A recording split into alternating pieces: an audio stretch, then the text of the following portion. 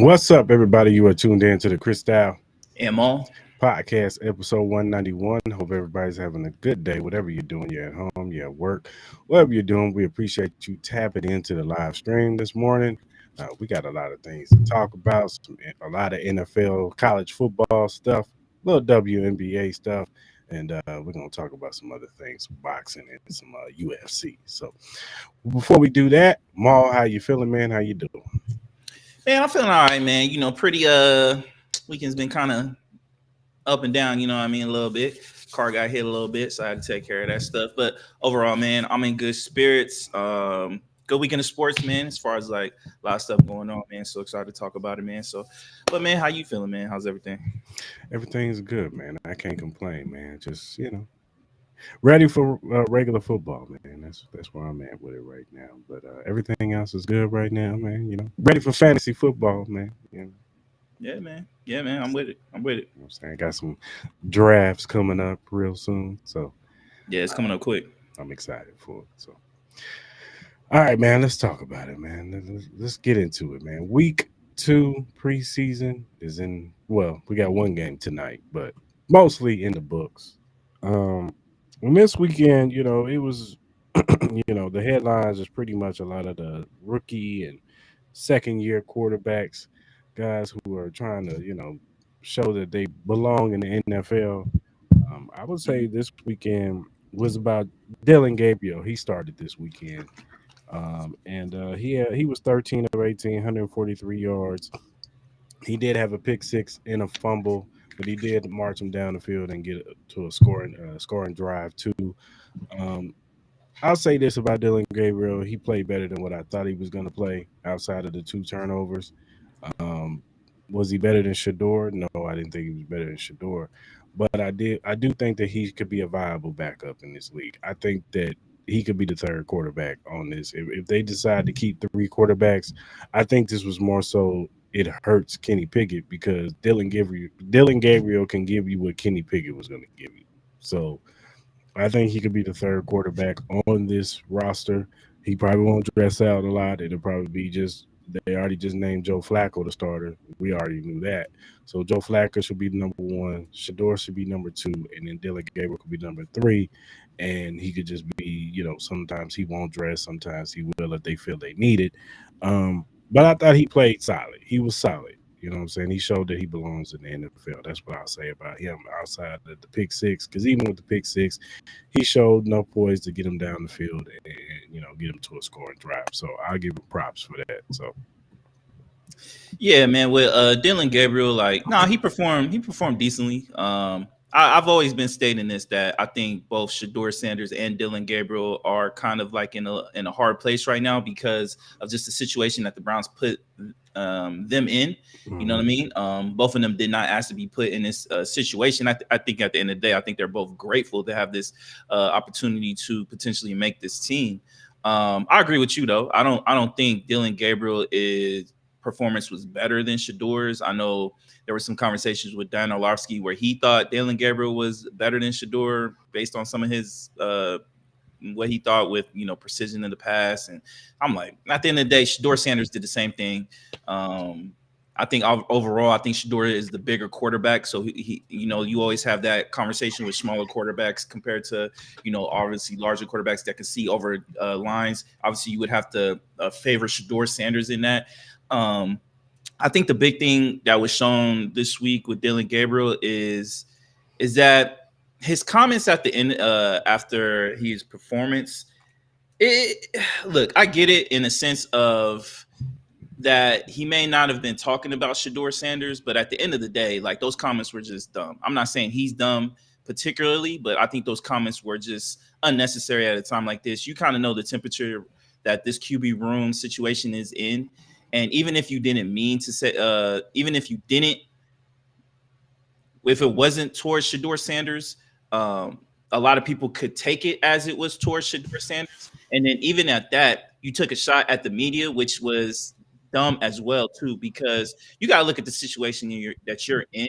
that, all right, now, if he was about Shedeur Sanders, you probably alienated a fan base that is a believer in Shedeur Sanders, a whole bunch of teammates that are back in Shedeur Sanders. Shedeur Sanders himself, who has not said anything to the light of being any remote of any type of controversy of being in that locker room by saying anything. He's been professional throughout the whole time. Like, even when after his performance, when we all thought he did great, he even said, like, it wasn't my best performance. I didn't even make my dad proud. I should have been a lot better. And he was humble in his first preseason game, knowing that he could get better at a lot of stuff. While you got Dylan Gabriel over here saying that, you got entertainers and competitors and saying all this. I'm like, bro, no one asked you for that comment. At the end of the day, like, I'm not going to make it a bigger deal than what it needs to be. But it just kind of showed me, like, I wouldn't say it's a little thin-skinned, but he's paying attention to all the noise. I know there's been a lot on Dylan Gabriel about, a lot of people are trying to support Shedeur Sanders. And I think a lot of that goes to how he was treated in the draft. And even in his situation in the draft, Shedeur Sanders still took the high road. So I don't understand how Dylan Gabriel makes this whole comment about competitors and entertainers. And I've never heard anybody say that about the media, with being entertainers and all that type of stuff. So it kind of puts this whole perspective that I think he's a little full of BS to me about that whole comment.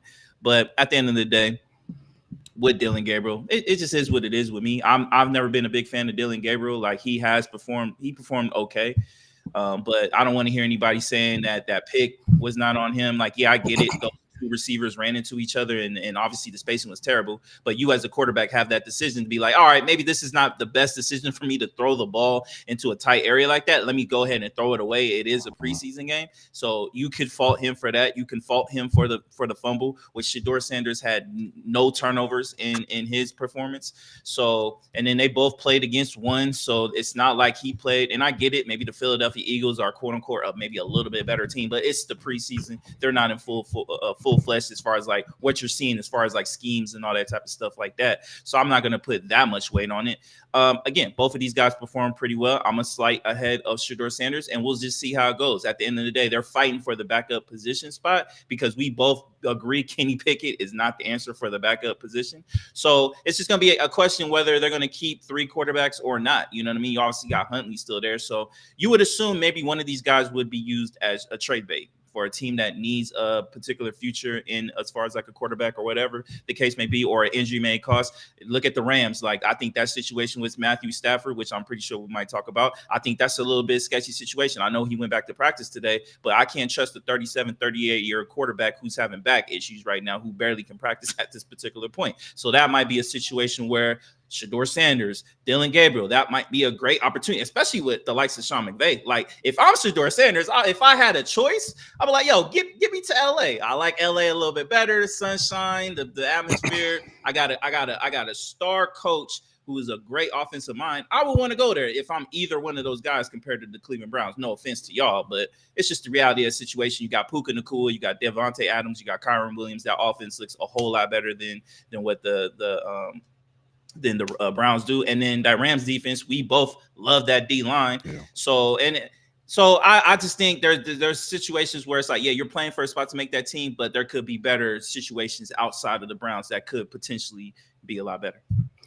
Yeah, I think the Rams, I'm hearing that they like Stetson Bennett. He did actually perform really well in the preseason. So, I know. Well, all right, hey, Sean McVay said Jimmy Garoppolo is a starting quarterback, so hey, it is what it is. So I think they like Stetson Bennett, so I don't know if he'll go there. But I hear what you're saying. As far as the situation with Dylan Gabriel, I think a little bit, because I think it goes back to when they played Colorado a couple years ago, and Dan Lanning was pretty much said the same thing.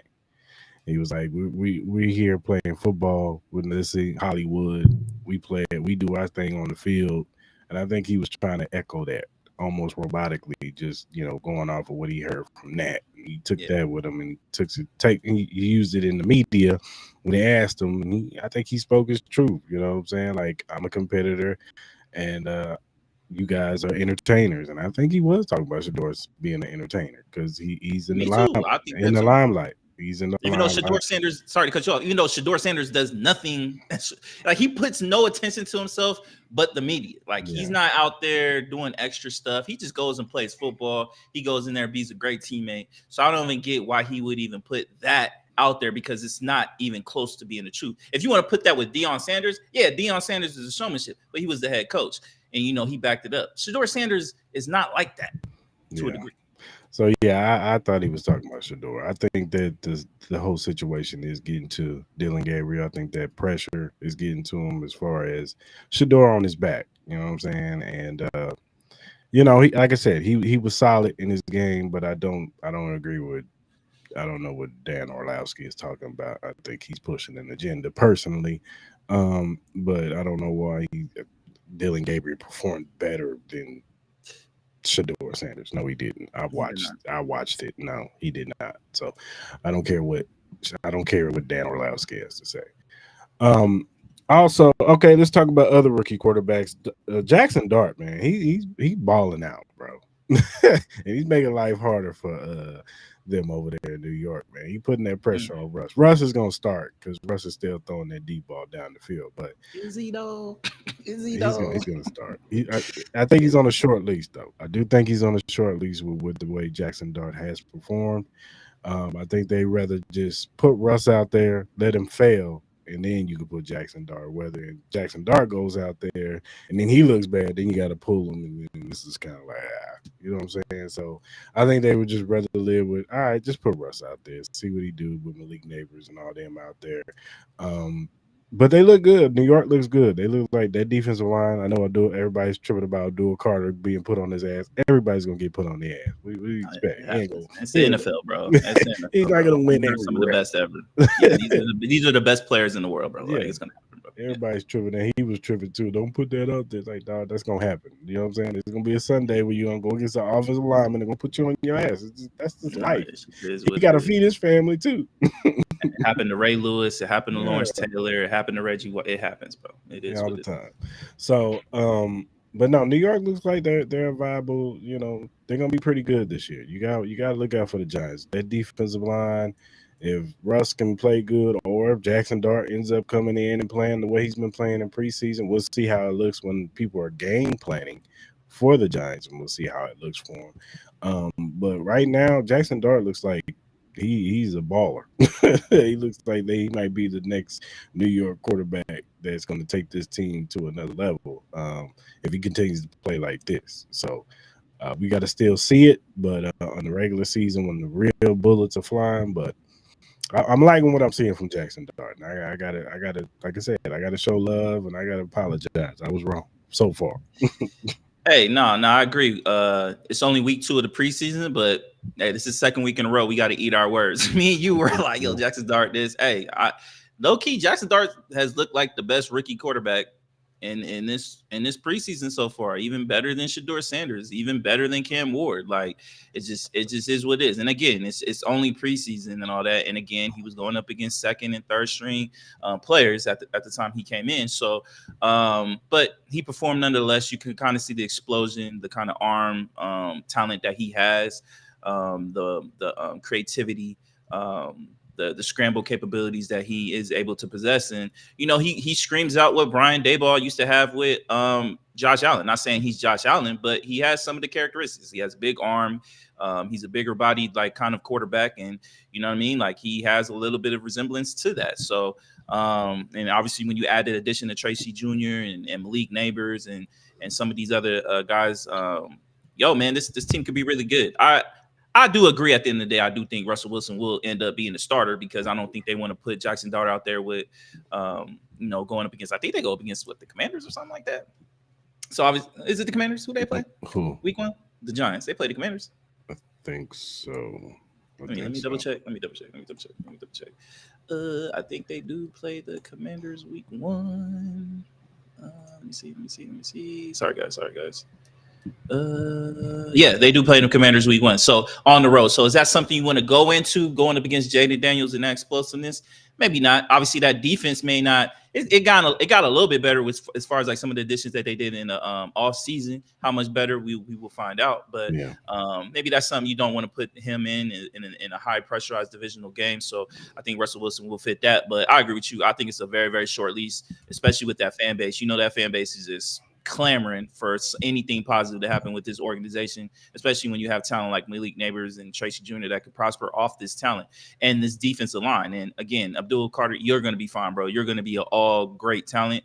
And then this defensive line is scary. Now, if this back end of this defense can perform any kind of way, as I said it before, tell me why they shouldn't be better than the Cowboys and be the third best team in this division. I don't see how that's possible. And then on top of that, you might be an injury or two away, depending on the Commanders. And with not saying that some that could happen, but you got the Terry McLaurin situation that's still not resolved. We do expect him to eventually get signed because I do think they want him there.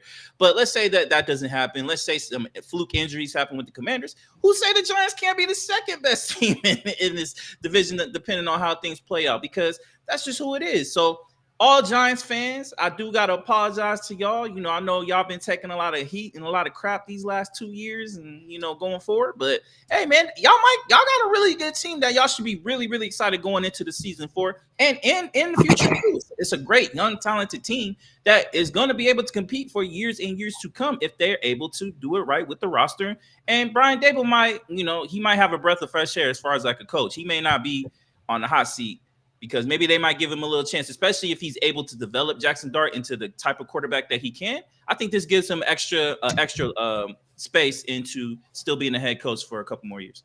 Yeah, for sure. Cam Ward, he had a game on Friday.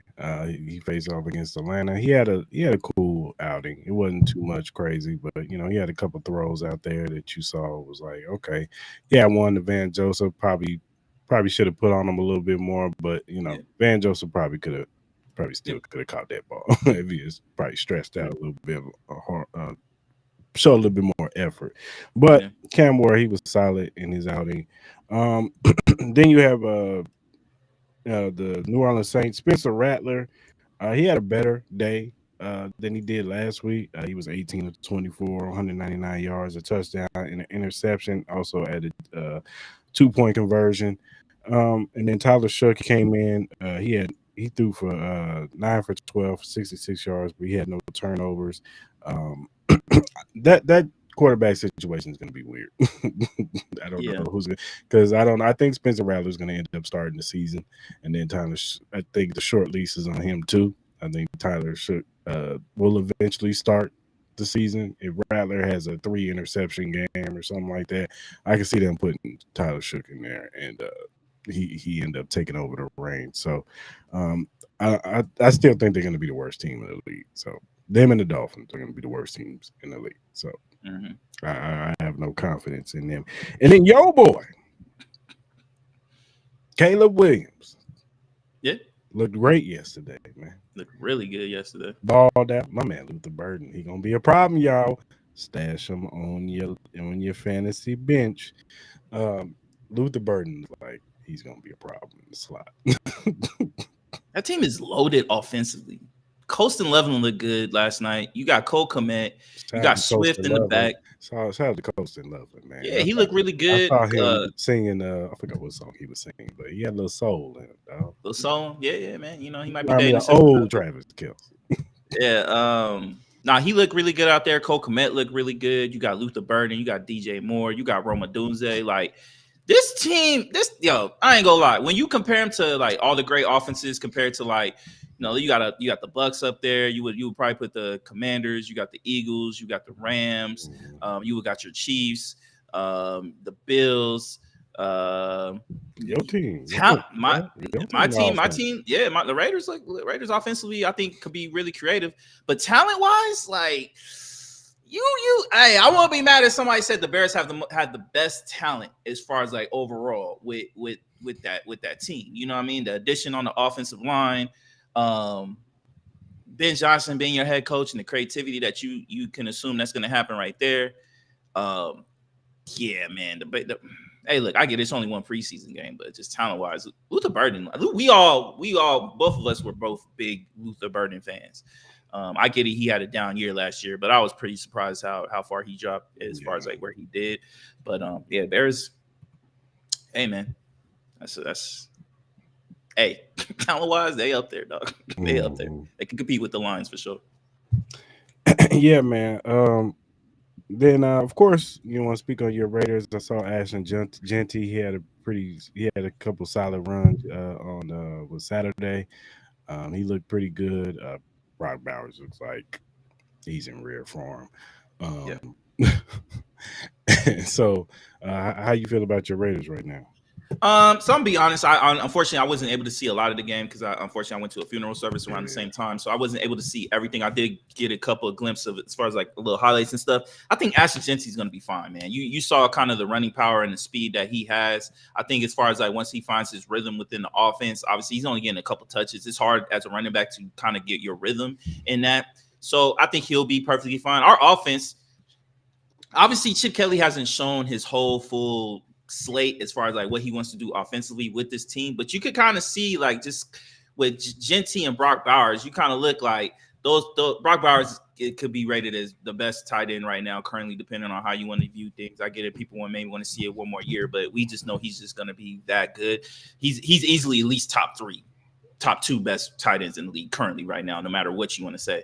And then Ashton Genty could potentially be a top 5 running back. I wouldn't put him up there just yet, but he has to show us. But he could potentially be up there by season's end.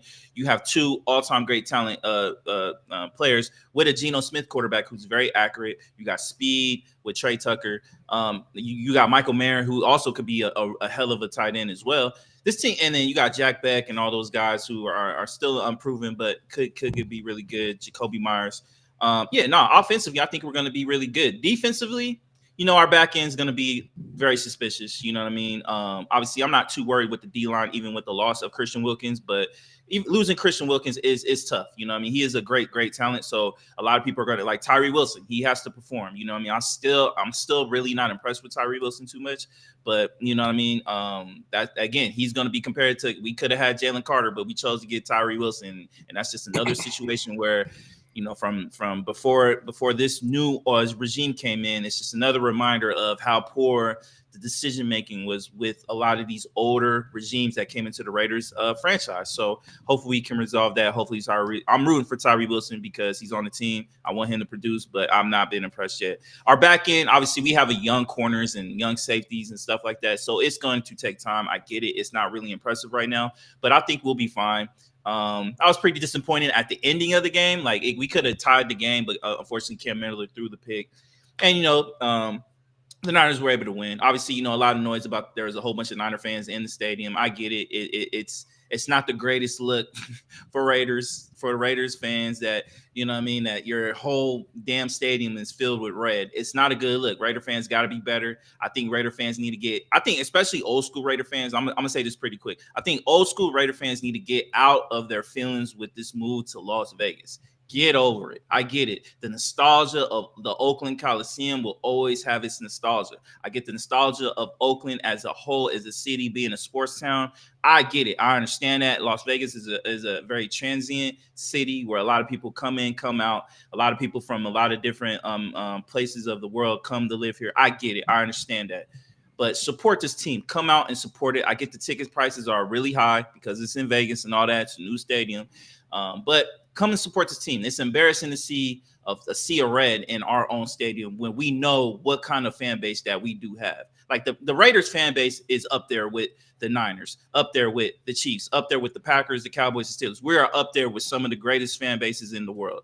So let's start acting like that. Get out of your feelings. We need to understand the whole situation in Oakland. Oakland, I hate to say, is a dying city, unfortunately, with everything that's going on because the politicians in that area have ruined it for that community. That should be a better affluent community. Oakland should be an affluent city. Oakland should be a city that people want to go to. But unfortunately, it's damn near like turned into Gotham City. I'm not going to get into it because I've talked to people who lived in that area and they know it's getting even worse out there. And it's unfortunate because that community deserves a lot better. That community still deserves to have the Raiders and the Warriors out there. They do. It just sucks with the situation that it is. But that should not deter you from coming out to support this team, whether you're from LA, Oakland, wherever the case you can be. Raiders is Raiders. We support this team. Let's do that. For sure. So my Chiefs played on Saturday night or Friday night. They didn't play none of the starters. Patrick Mahomes, Travis Kelce, Nick Bolton, Chris Jones, none of them played. And it showed. Now Gardner Minshew looked good, but outside of that, and of course, I like what I'm seeing from Joshua Simmons, our left tackle. He's been playing pretty solid in preseason. There have been questions about Kingsley at left guard. He's showing that he's having his little struggles, transitioning from left tackle to playing guard. Like I said, he's never played guard before, so it's going to be learning on the job. Like for real. He's got to learn how to get out of his stance quicker, and get better with his punch when he's punching the defender, the interior defensive lineman. But I think that will come. It'll come. And if it doesn't, they'll replace him. They still got Jalen Moore that we signed in the offseason, and they're switching him out at right tackle, guard. So he's going to be kind of like the guy that could come in if, Kingsley doesn't play well. If John Taylor gets hurt again or something happens with that, he can play right tackle. So I'm not too much worried about the offensive line. I am concerned about linebacker because outside of Nick Bolton, Drew Tranquil, and Leo Chenal, and I do like what I saw for our 5th round pick, Jeffrey Bossa. I do think that he has that athletic profile that we all heard about him. He's been showing that in preseason. But outside of that, boy, them linebackers are terrible. Seattle put their first team out there against our 3rd string and ran it right down our throats, man. I'm talking about they was averaging 10 yards a clip. And you know what I'm saying? As they should. They were the first team offense. But man, Cochran and Christian Cole, keep them on special teams. I don't want to see them on the field at all. If something would have happened to Nick Bolton or anybody, put Jeffrey Bossa out there because you see flashes in Bossa. Omar Norman-Lott, our defensive lineman, he got hurt again. Like I said, he's been suffering from that ankle injury, and ever since then, he's been kind of quiet, and I think he's still dealing with it. And then he kind of tweaked it again. We dealt with we had a couple of injuries on there that was kind of like, damn. Noah Williams, our cornerback from Cal, he was playing good, and then he got hurt, he got a concussion. Najee Johnson got hurt. I think that was it. Jalen Rose, he had a nice punt return or kickoff return, and then we didn't see him again. Sky Moore, damn. Sky Moore played terrible. Outside of that punt return, that kind of saved his night. But he had 2 easy throws thrown to him, and he dropped both of them. He's not looking good for Sky Moore. And then we just found out Felix Inadike Uzama, our other 1st round pick that hasn't lived up to the billing. He guess he has a strained hamstring, and he might be going to the IR. So it might not be looking good for him either. But outside of that, I'm not too much concerned.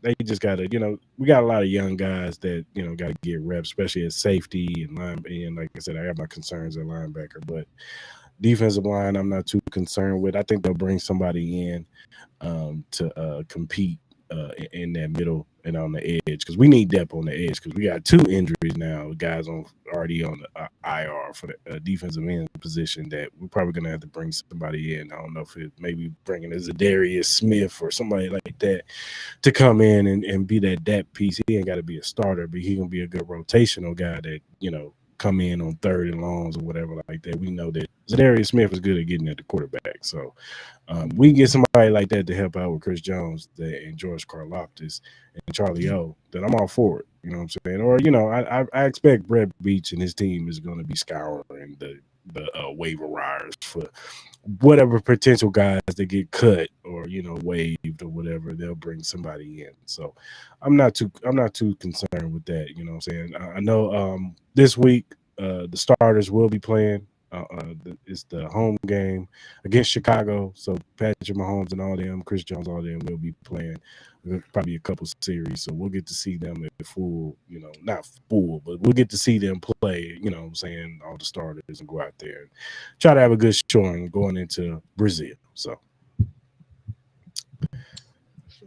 and then we got a game tonight, I know Rich Eisen is going to be his first time on ESPN. I'm actually excited about that. 30 years, cool. I think they said. Yeah, that'd be cool. He's going to be doing the broadcast tonight on SportsCenter, so that should be dope. I don't know if the starters are playing on any team today. I think they are. Look, if the way Burrow been looking, he like, nah, get me out there, coach. Like, let me get my 2 TDs to Jamar Chase real quick, and then Ramon Katz, and then I wouldn't be surprised if both starting lineups played. And you know what? We could just go ahead and get into it since we're talking about the Bengals. There is a rumor out there that um, Travion Travion Hendrickson is on the trading block, and they're fielding calls and offers for him. Um, if they lose him, then defense is going to be worse because he's their best player and they were bad. So Yeah, now you get rid of your best defensive player, unless Jamar Stewart turns into Jalen Carter, Chris Jones, somebody like that. it's a It's not. possibility. Yeah, It's a it possibility. could, but we got to see it. Yeah, for sure. We No, got yeah, to see true, it, true, and true. we didn't even see it in college. So um, it's going to be interesting to see if how this team looks. Um, I don't agree with Dan Orlovsky. I don't know where he got this thing where with Trayvon Henderson on the team, they're Super Bowl contenders. But it's gonna be the same defense. He got 17 and a half sacks last year. what makes them Super Bowl contenders now? You know what I'm saying? With him still on the team, like, and then without him, of course, they're not making the playoffs. I already don't have them making the playoffs unless they just outscore everybody, Yeah, they're gonna have to be perfect on the offensive side all year. and they're gonna have to play with a lead Yeah, every game. They're gonna have to come out early, score, and try to keep a lead, and hope that the other team don't score runoff touchdowns on it. And they have a stall out drive. If Joe Burrow, if they have to punt at any time, that might be a wrap for them as far as the game.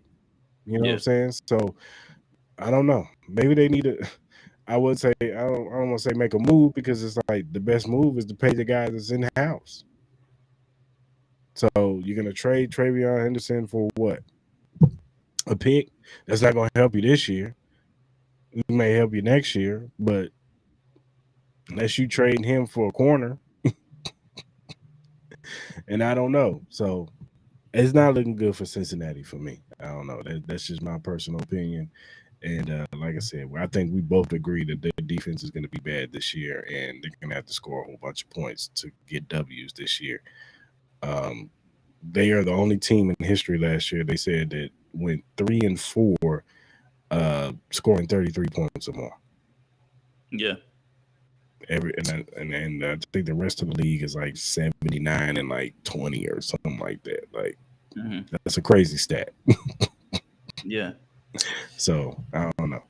I don't know. I don't know what the Bengals are trying to do. Like I've heard, I think Ian Rappaport even stated that I think they're trying to look. They want a first round pick for next year and a young, great, talented defensive player.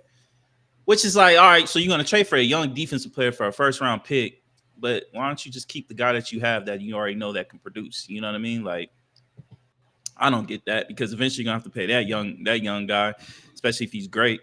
I don't know, man. I think they should go ahead and just pay him because this is your opportunity right now with a quarterback that is in MVP form. Jamar Chase, who's also in MVP form. You signed T. Higgins, which I'm assuming with that contract he might be there for another year or two, depending on that situation.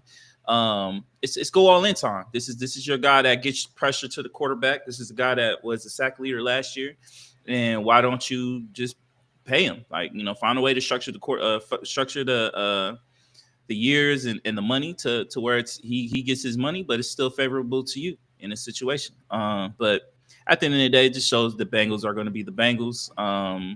As far as teams that maybe should look into it, obviously, I think the Patriots are a team out there that is probably a name, especially with their cap space and them not paying their starting quarterback. I think that's the team out there that you could look for with that situation. I would never hold out the Eagles situation. They got so much talent on that defense. They probably could trade any one of those guys and still be really good. As far as like paying Trey Henderson, I don't know if they have the money for that, but the Eagles will always find a way. So you always got to keep them in mind. What's another team out there? I would say my Raiders. I don't know if they'll do it, but you got to just keep them out there. They have a lot of cap space, youth. I don't know if Pete Carroll keeps saying he wants to go all in. This would be an all in type of situation. You pairing him up with Max Crosby would be very, very lethal. I think that's a situation you got to kind of look at. I'm sure there's other teams as well, but yeah, I just don't know what the Bengals are doing. And again, this defense is going to be abysmal. It's going to be bad. It's going to be terrible. Even if Shamar Stewart is turning into the next Jalen Carter, they still don't have nothing in that linebacking core. They still got nothing in as far as like them cornerbacks. And then he still will be just by himself as far as like having any kind of chance of creating any kind of pressure to that quarterback. So I agree with you. That offense is going to have to be tremendous. Like pretty much Joe Burrow's going to have to throw over 5,000 yards and almost 40 TDs. Jamar Chase's going to have to go over 2,000 yards. T. Higgins going to have to be at least 1,500 yards. You know what I mean? It's going to have to look like a situation like that. Chase Brown, he's going to have to be at least 1,000-yard back. Like they're going to have to be perfect. They're going to have to like average 40 points a game pretty much if they want to be able to contend and be Super Bowl contenders like Dan Orlovsky is saying. But can we see that offense being perfect every single time? No, I think it's even as great as they are, it's going to be pretty hard. Yeah, for sure. The Washington Commanders are putting Brian Robinson Jr. on the trading block. He is not playing tonight. Also, they came to a mutual agreement since he is on the trading block. Where do you see? Can you see somebody trading a late round pick for Brian Robinson Jr.? And do you think this is a smart move by the Commanders? I'm pretty shocked that they're trying to trade Brian Robinson. I get it; he has his injury problems, but when he's healthy, I think he's been a really good running back for that team. You know what I mean? A bruiser for that team. I think that combination of him and Austin Eckler, you know, kind of giving them a power and speed. I actually like that combination. I do understand his injury history. I don't know what you could get for Brian Robinson. Maybe a third, maybe a fourth pick. Obviously, I don't see them getting anything higher than that. You know what I mean? Especially for a running back with some injury problems.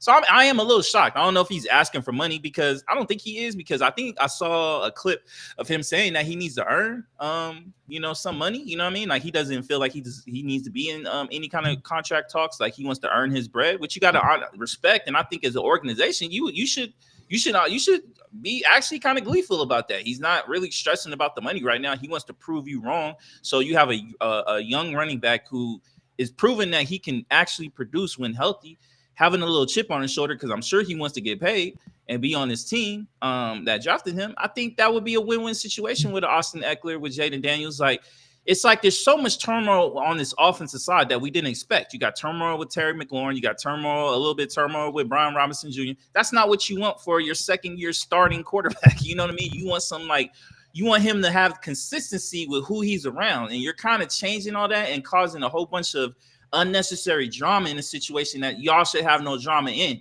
The only drama that you should have is the outside noise of Trump wanting to change your name back to the Redskins. Besides that, this organization should be full-fledged, ready to go, competing for a Super Bowl. But unfortunately, it's at a situation that it's not. And it's kind of surprising that you just got new ownership who has a whole bunch of money.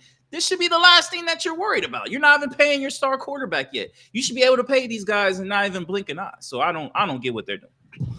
Yeah, I don't understand it either. I don't know. Maybe they just, I don't know. I guess they don't want to pay him. I don't know. He's not asking for money though. Yeah, He even said, "I'm not even worried about that. Let me prove myself." I mean, in his first 3 seasons, he's rushed for 2,300 yards and scored 20 touchdowns since being there. I don't know. I'll tell you one Unless they're thing. scared to pay him if he does produce. They're like, oh, now we got to pay him. But then that would up his trade value, though. So even if you don't want to trade him, you don't want to sign him, you can still trade him. Like instead of maybe a fourth and a third, maybe somebody might be like, yo, maybe you might throw you a second, even though I still think that's a little rich, but you never know. It could just better his trade value. Look, man. Get a better player back. Hey, Brett Veach, get on the phone, off him a 6th-round pick, dog. Oh, you want him to go to the I wouldn't be mad. No, I would be mad, but booster up our running back room. I haven't seen anything from Elijah Mitchell, and I don't think he's making this team. I at least saw a little bit from Bashard Smith on Friday, that potentially what he can do. But we need all the dogs we can get in there. I like what I'm seeing from Isaiah Pacheco. He look like he's got that burst back, and I know what I'm gonna get with Kareem Hunt. You know what I'm saying? Kareem Hunt is the 3rd down back. He's going to be short yardage guy. We can get Brian Robinson Jr. up in here. He'll definitely upgrade our running back room. Oh, yeah, for sure. I think there's plenty of teams that can use Brian Robinson. I think the Dolphins can use him. You pair him up with Devon Achane. I like that. I know they got Ollie Gordon over there, but he's still a young back. I would like that situation, especially if, let's say, hypothetically, they are decent and they get it to they make a playoff spot and they got to go to the cold. I think Brian Robinson could be a great player for that situation. I think a situation like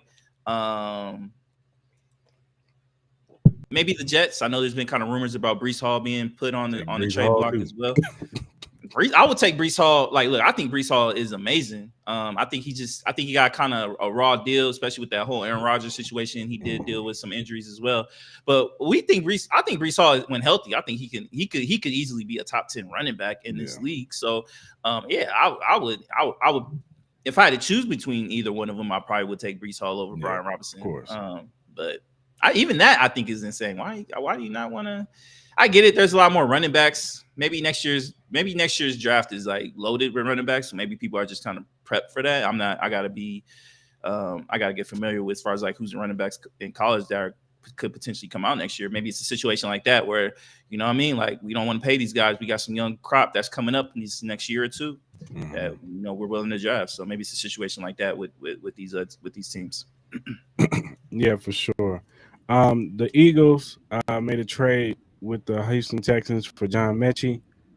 He joins the wide receiver core over there with the Why you say your head? Yo, this is ridiculous, dog. Like, come on. Why are y'all still trading with the Eagles? Well, there is 31 other teams in this league, and y'all continuously add to the Eagles. The Eagles don't need nothing. Like, John Mechie the third was really, really good until he had his own issue with cancer. Yeah. And God bless him that he was able to get over that situation. But John Mechie is really good. So you pair him up with A.J. Brown and Devontae. Now you got Mechie, and then they got Jahan Dotson too. Like, what are y'all doing? Y'all really want to give them another Super Bowl?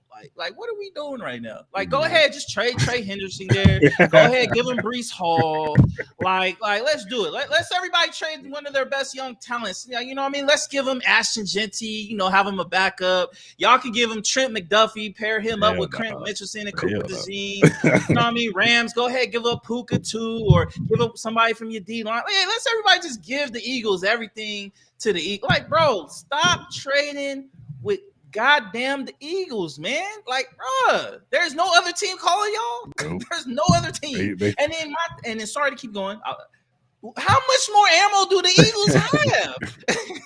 What else do they have? Like, this is the same thing what I said with the Celtics. I'm like, y'all can sign all these players, but the Lakers signed 2 players, and all of a sudden we're cap strung. But the Celtics can get Chris Stapps, Jason Tatum, Jaylen Brown, Derek White, Drew Holiday, all under, and they still can do shit. I don't get it. And Eagles are kind of like in that same territory where it's like, God damn, what else y'all need? I don't know, man. But... And then you got homie from the Alabama at the end of the draft. I'm like, what do y'all need, dog?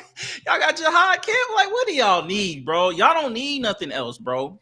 Y'all need nothing. Watch, they're gonna find a way to get Shador or some shit. Yeah, you know what I mean? Y'all gonna trade Michael Mayer to his ass. He gonna ball out. Probably. I could see some shit like that. Like, y'all got some. Yo, what's up? We'll give y'all Mayer for another great defender. You know what I mean? Like another defender that y'all may not need. You know what I mean? It's gonna be a situation like that. I can see that. I really could. Yeah. I really could. But yeah, the Eagles, they once again, and John Mechie, he hasn't really lived up to the thing in Houston, but I think it's the third, fourth option. I think he'll thrive over there with the Eagles. He has a connection with Devontae Smith. They play together at Alabama together. So, yeah, man. George. Huh? Our whole team is Bama or Georgia. I know. It'll sprinkle Oklahoma. A little Oklahoma, one little Iowa, the best Iowa player, best talented Iowa player probably of all time. Probably. Yeah, for sure. Cooper DeJean. What's your thoughts, man? Like with the Eagles, man, like getting all this talent, man. Like, didn't they just sign another corner?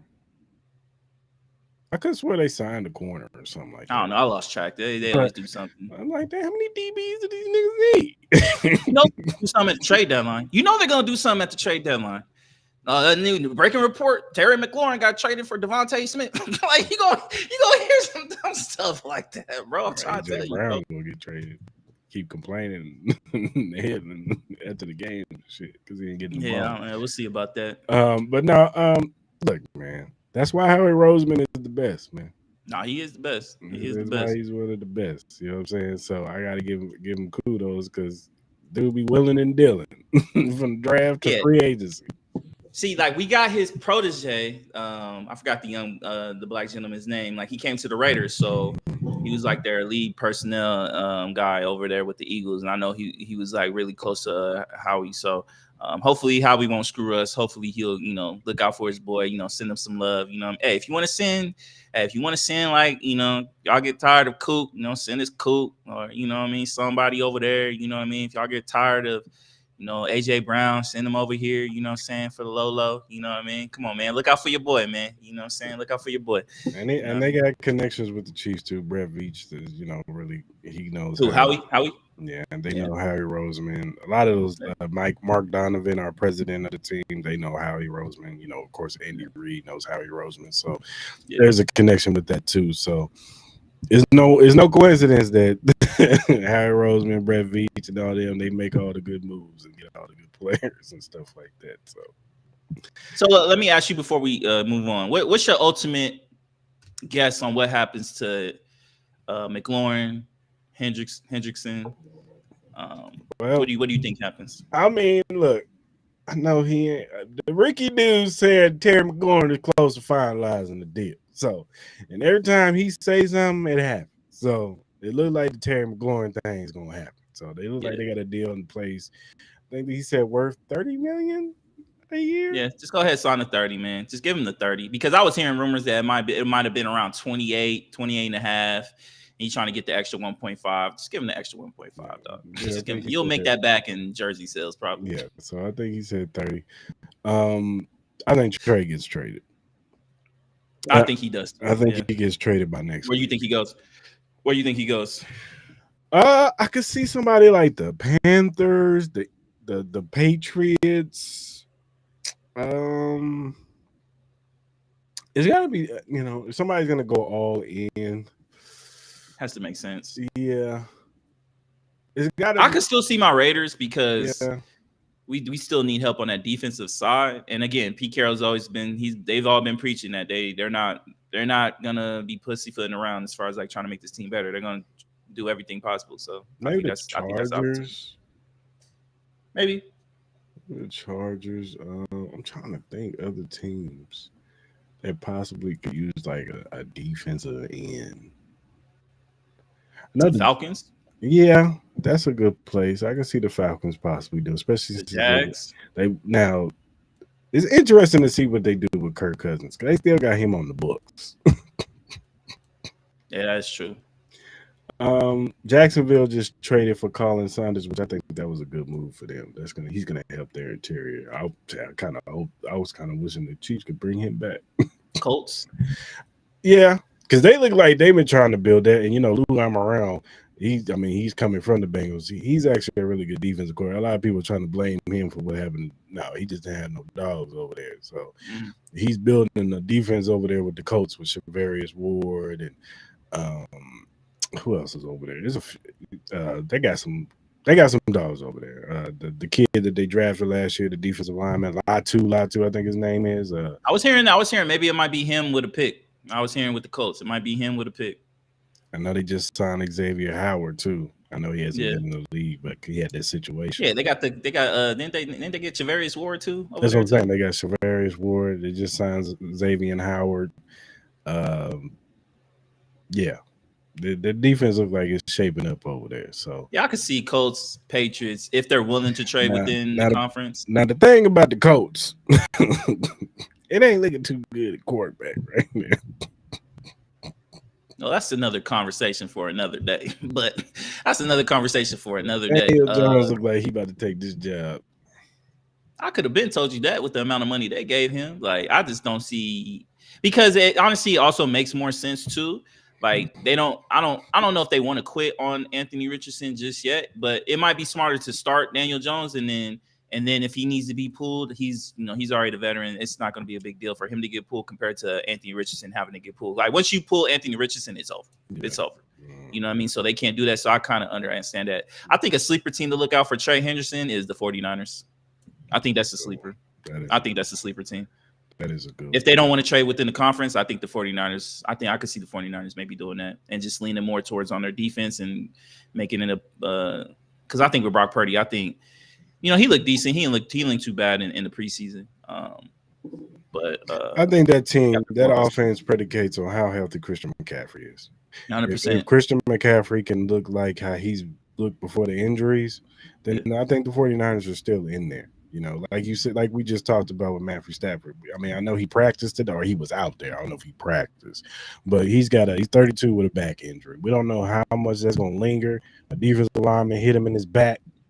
That could be it. And he get hit all the time. Yeah, So it's not like he not gonna get hit. He takes some brutal hits.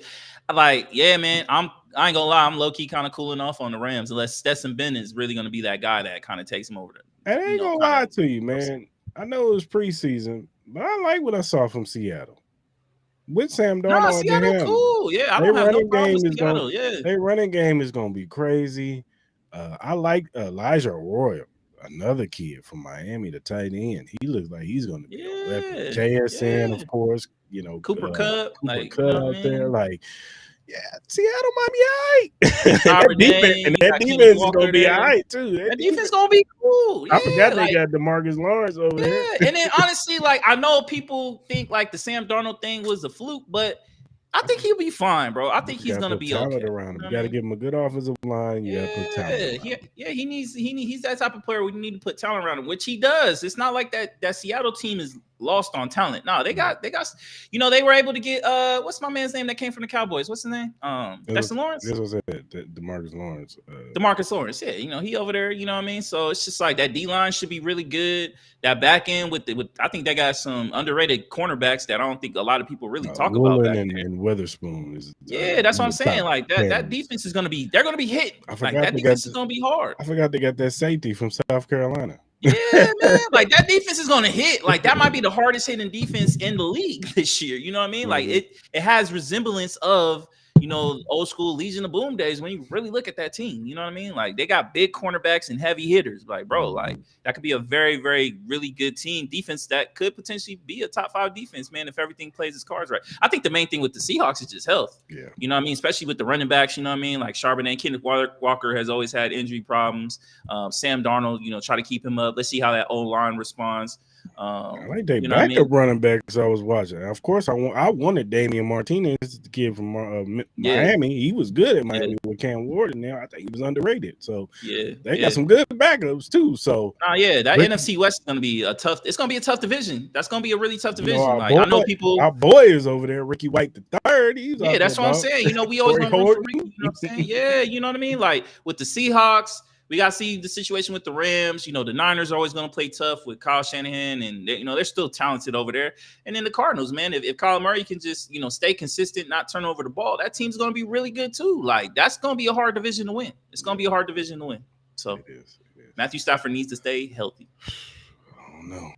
Yeah, it's going to be tough. It's going to be tough. You know how I feel about the Cardinals. All right, man, don't stop hating on my boy COD Murray, man. He going to be all right. He gonna be all right, man. Call of Duty don't come out till November and October. Yeah. He'll be all right. Yeah, and that's when their bye week is. He gonna log in and come back. Why is it the Cardinals bye week is always around goddamn Call of Duty? Does Kyle Murray make a call like, hey, bro, like it's Call of Duty week, man? Okay, y'all just man, like you know, Call of Duty, it's over, man. Call of Duty's dead, bro. Go to Battlefield 6. Battlefield 6 beta was fired. That's what I heard. Battlefield 6. That's what I'm hearing. All right, man. Nevada top 10 worst state to live in. What's this about, man? Oh yeah, man. So there was a poll that went out, and Nevada was voted the worst as far as like the way the economy is currently, the housing market, stuff like that, schooling, being one of the lowest in the country. So I just kind of want to get your thoughts, get our thoughts, man. Do you agree or disagree with Nevada being one of the worst states to live in with everything that's going on? Well, I mean, if you're talking about Nevada as a totality, I can't really speak of it because I don't know how it is in Reno, Carson City, and Winnemucca and all that stuff because they're all different from Vegas. Yeah, like Winnemucca and all them, that's like rural areas. Like, so it might be more expensive. Carson City, all that might be more expensive out there because it's more rural areas. Yeah, and those tend to be more expensive. I can only speak to Vegas and. Look, man, I've always said this about Las Vegas because a lot of people, they move out here and they say they hate it out here. And I always be like, all right, look, man, Vegas ain't Cali. I know it's close to it, but it ain't Cali. It's nothing like Cali. It's not like LA. It's not like nothing from Cali. It's nothing like the East Coast. No. Vegas is Vegas. And Vegas is what you make of it. Yeah. Pretty much, it is what you make of it. And yes, you do need money to live in Las Vegas. Not you used to not need it like You that, did. but yeah, You you need a did. little bit more now. You need a little No, bit more now. you need some money now. You You need need a little money, bit more. That's for and sure. you need some transportation to get around in No, Vegas. that's true. That is true. That is true. Because you have to have transportation out here, Yeah. and you just need to know the sweet spots out here. That's the thing. People look at Vegas, and people on the outside, they just think Vegas is a strip. No, that's not. That's not Vegas. That's the tourist attraction. That's for the people that want to come out here, party, gamble, all that stuff, and that's cool. That's what you want to do. But we got stuff past the strip that you can go to and have a good time in Vegas. That you can do all your stuff. We have good restaurants out here. We got places that people can go and mingle and have fun. You just got to know where to go and what's your flavor. Mm-hmm. If you want to be an introvert, you can be an introvert in Las Vegas. You ain't got to go out. There are places out here where you could just chill. Yeah. You know what I'm saying? Look, no, is it anything like you can't go? No, there's no beaches out here. But you should know that when you move to Las Vegas, Mm-hmm. don't try to think, oh, we ain't got no beaches out. Of course, it's a desert. Yeah. Like, I don't know what people think when they move out here. Yes, the economy, it sucks. But I think that's everywhere. You know what I'm saying? Like me and you could attest to that. The the tourism has gone down. People are It not has. traveling as much. It The has. casinos are slow right now. It is. That's true. You know what I'm saying? People are because the people are fed up of the prices. The plane tickets are cheaper, but the hotels are expensive. And then you get your hotel and the restaurants. You spending damn near $200, and that's two plates. Mm-hmm. So Yeah. you gotta have some money when you come to Las Vegas. Now, like I said, I can't speak to the whole totality of Nevada, but I just think that you just gotta know when you come here that it's nothing like Vegas. Vegas is its own world. And if you're not from here like me, like or wasn't raised here like me and Maul was, you won't get it. Because if you're raised in California, don't expect California. If you're Yeah. raised in New York or Florida or anywhere down south, do not expect that coming here because you're not getting that. Yeah. This city is ran on money. This city was built on corruption. Mob money. Which was low key the better days. They ain't go cap. That's when It we were the was most because affluent, dog. We were the most it was, affluent when it was yeah, more of a because gangster. I missed him. I missed the gangster, dog. I miss old Vegas. because old Vegas catered towards the city, the people. Well, it's not even that. They just knew how to treat. They knew how to treat the workers. They knew how to That treat too. That's the what I'm saying. residents. Man, they know how to. They know how to give back. Like at the end of the day, they were hustlers. They knew what they did. We all know some of the violent crimes that that they did in the past as well. But at the end of the day, if if they mess with you, they treated you like family. They make sure you were good. You know what I mean? Now this city is ran by corporations who have just you pretty much dried out the city out. You know what I mean? To the Mhm. point where it's like. And so I'm not going to get too heavy on the politics, but the politics have something to do with it as well. Why people aren't traveling out here as well. There's reports that Canadian people aren't traveling to Vegas more, or traveling to the United States. Period. You got Europeans and all that, and we all know where that's stemming from. You know what I mean? That's coming from all the tariff and all the political BS that's been going on in our country as of late. As far as like living wise, look, man, Vegas has its flaws. They actually have a lot of flaws. Like Mhm. I think our schooling system is trash. It's Terrible. definitely been rated one of the lowest ever. Our school system, especially in like high school and all that, they pretty much cater you to be more of a casino worker, trying to get you to become a casino worker because these casinos is the main reason why Vegas is Vegas. They're the main reason why our lights are still on, is because they are the prominent role in why we're able to survive. Like more of the better paying jobs are on the casino level. Mhm. So that's just the reality of the situation. Like this is definitely the true city of like you need your connections. Like if you ain't got connections, it's gonna be pretty tough. You know what I mean? Especially get a decent paying job out here. You know what I mean? Yeah, I do believe that I had some reservations on fully committing that Vegas was slowing down, but I think this past week kind of really showed it to me that Vegas is slowing down, man. Like people are just not coming out here. I do believe that casinos need to kind of control the cost levels of things going on. I think they need to be more mindful of the way the economy is. Like, you cannot expect people to pay certain pricing and still raise prices while the economy is going to shit. Like, more and more people are losing their jobs, and God bless them. I hope everybody's able to find out. I'm still blessed to still have a job, and hopefully that continues, because it's tough out here. It's tough. It's tough to find,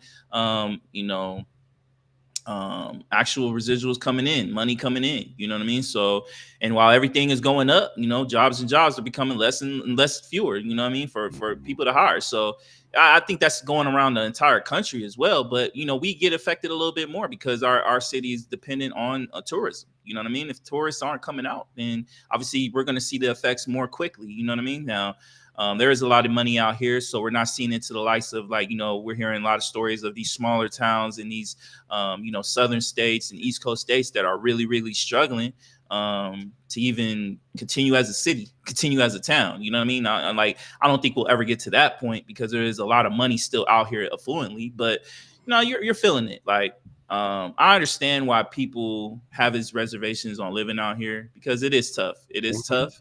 The city can't eat you up just like any other. And then we're not even comparing ourselves to like LA or New York. We're not even close to anything like that. But we have the same kind of sense where this city could eat you up just like those cities can as well. You know what I mean? We may not be as big. We may not be as cultural established. But at the end of the day, this city can eat you up as quick as any of those other two cities can. You know what I mean? So but I think we also have the best of a lot of worlds. Like, I think a lot of people don't understand that we do have a culture out here. Like, you know what I mean? Like, it is a young culture, but we do have a culture out here. And a lot of people that grew up out here, we take pride in that. You know what I mean? And I get it. We're trying to establish something new that hasn't been around for like hundreds of years. You know what I mean? Compared to like a lot of cultures that's been established in San Francisco, LA, New York, and Washington, D.C., and so forth and so forth. But we're creating our own. And I think the city is great as far as like entertainment aspects. We're becoming one of the most popular sports towns in the world. No matter how you feel about it, it's just the reality of the situation. The convenience of the city is very, very, appreciative. You know what I mean? Because a lot of cities close down by 12 to 2 o'clock. This city's still open. You can go anywhere and still do something at 3 o'clock in the morning if you choose to do so. Minus the major shit. You know what I mean? But you can still do it. I think our food scene is amazing out here. I think we get the best of everything out here. I know I've seen, even some celebrities like, main things like that Joe Budden podcast, they always throw little jabs at Vegas. And I just think they don't truly understand what's out here, especially with the food scene. I think Vegas has one of the best food scenes. Oh, like our food scene is trash. And, Melissa Ford especially be annoying me that like we ain't got no culture and stuff like that. And that annoys me as someone who lives out here. And it's just like, if y'all get off the strip, the food scene is just as good as any other city in the world. I'm not going to compare it to like New York City or anything like that because I do believe New York City has one of the best food scenes in the world. But we have a really good food scene that I think we can be easily in the top 6, me personally. I've traveled, around a lot of cities in the United States. I think Vegas is definitely up there, man. You just got to take the time. I think that's with any city, though. You got to go in the heart of the city. Like, we're more than just casinos on the strip. Like, there's communities, there's cultures, there's everything that's been established that is still continually to be established in Las Vegas. So I do see the reasons why it was voted the worst state to live in, especially economically. Like, it is pretty tough right now. Like, housing market has gone up, especially since COVID. A lot of things have, almost doubled in a sense compared to what we are normally used to. I just don't think the economy aspects of, pay wages and all that has caught up to, some of the increases that we saw past COVID. I think that still needs to catch up, and then everything going on isn't really helping. So it is tough. It is tough. I do understand the worst state to live, but I think there's some great things about Nevada and especially Vegas. I can't really speak to Northern Nevada because I haven't really been to Carson City or anything like that. But Nevada is Vegas. Vegas is Nevada. That's just the reality of the situation. This is the city that makes Nevada who it is, and that's just the reality of the situation. Yeah, I agree with that. Hopefully we get better, man. Hopefully we can correct a lot of these things, man. Especially our education system. Our education system sucks. They need to fix that, bro. They need to fix that. That's the only way Vegas is only going to get better, man. We gotta get better at the educational value. We got to start paying these teachers. But there are a lot of great things out here in Vegas, man, that can also definitely be improved on. So we'll see, man. Hopefully this economy gets better here. Yeah, for sure. All right, man. Did you watch UFC 319? So I'm gonna be honest with you. I did not watch it. But I did see highlights of it. I think the conversation with this is that, look, man, I'm only going to talk about the main event. Obviously, it was Duplessis versus Shemev, and it was a domination. Most people said it was a boring fight. You know, Hazmat pretty much controlled all aspects. He had 21 minutes of control while the DDP only had 53 seconds. Total strikes, DDP had 45 compared to 529 for Hazmat. That's just a complete domination. So, you know, he's a champion, well deserved. I think the bigger conversation is that has been kind of floating around with the UFC is UFC dying. I think that's an interesting conversation. Would I say it's dying? I don't know if I would say dying because, you know, they're still putting on big events and, you know, they were, you know, they had the whole purchase with Paramount with, you know, they spent over $7 billion to have the UFC. I do think UFC is kind of like in a weird place though. With some of these champions aren't really the most it's not really the most entertaining value as far as the sense with some of these pay-per-views. And I know a lot of these fighters have been really sensitive to the fact that you know, a lot of the fan base has been kind of saying like, you know, especially the main event was really, really boring and really wasn't worth the price for the $70-$80 that you had to pay to watch this fight. Mm-hmm. And I get the sensitivity, man. These fighters are training, you know, all their life. They're putting their bodies on the line. They understand kind of like, you know, the technique and the aspect of dominating the fight to that aspect with a true champion like DDP. DDP had a lot of high praise going into this fight, man. He had a lot of momentum. A lot of people picked him to win and kind of beat Hazmat and take his undefeated reign away. But it just shows the greatness in him. But at the end of the day, I don't think fighters should poo-poo what fans are saying because at the end of the day, as a champion, this is an entertainment sport. At the end of the day, it is a violent sport, but it's also an entertainment sport. And you have to entertain these people, especially the prices that you're paying for these fights, whether it's getting inside the building and watching it live or, you know, currently paying for the pay-per-views with the price point that they're at. Now, with them getting away from the pay-per-views starting next year, you know, obviously, you know, it's less of a argument in a sense to, you know, watching these kind of style of fights and the boringness of it. You know, we even see it with boxing sometimes, like even the technical aspect. Like if you're not really a true boxing fan, some of these fights can be boring as hell. You know what I mean? And unlike you and me, we really appreciate the fighting genre. So it's like we understand it, and we like the science and the sweet science and kind of like the little intricacies in the fight that we both admire in that. But I understand the casuals that, you know, some of these fights are just boring. And that's kind of like what you need for these businesses to thrive. You need the casuals to kind of be a part of that. And UFC right now, they don't have the mega superstar right now. I think Topuria is kind of like the closest thing that you could have to that. But you lost Conor McGregor.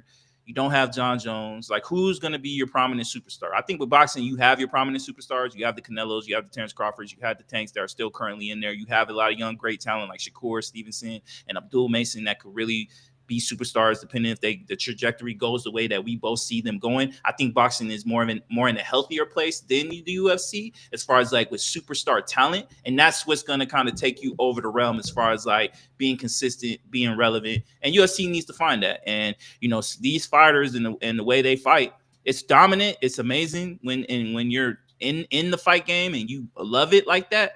But as a casual, it's boring as fuck, and people aren't going to tune in to watch that. They're going to just turn it off when people just keep going to the ground, hugging, and kind of competing for positioning and all that. Like some people just don't want to watch that, and it's not entertaining. And fighters need to understand that, and that's not going to help put more money in your pockets. It's just the reality of the situation. Yeah, for sure. Yeah, I hear you, man. Like, gotta entertain, man. Like you said, there's no big stars right now. Part of the sport. Yeah, it's part of it.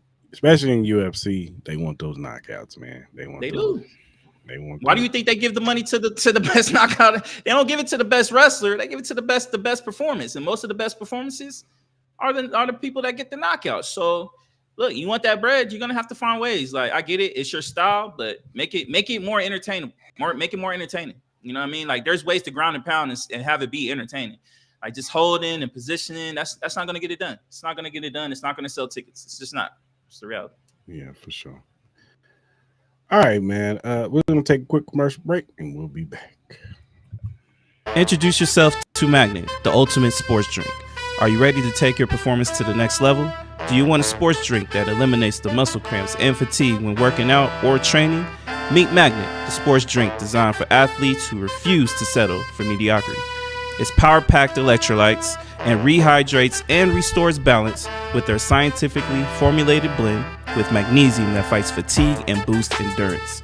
It has natural ingredients made with real fruit extracts and no artificial colors or flavors because your body deserves the best. It has delicious flavors like mixed fruit and watermelon that keep you revitalized and ready for action. It will boost your performance with essential vitamins and minerals. Magnet fuels your workouts, helping you crush your goals. Join the Magnet movement whether you're training, competing, or simply staying active. Magnet is your go-to refreshment for peak performance. You can order it now on our direct link at drinkmagnet.com. Also, use promo code Cris Mal to get $5 off your purchase. So don't wait. Again, that promo code is Cris Mal to get $5 off your purchase. Get Magnet, push your limits, fuel your passion.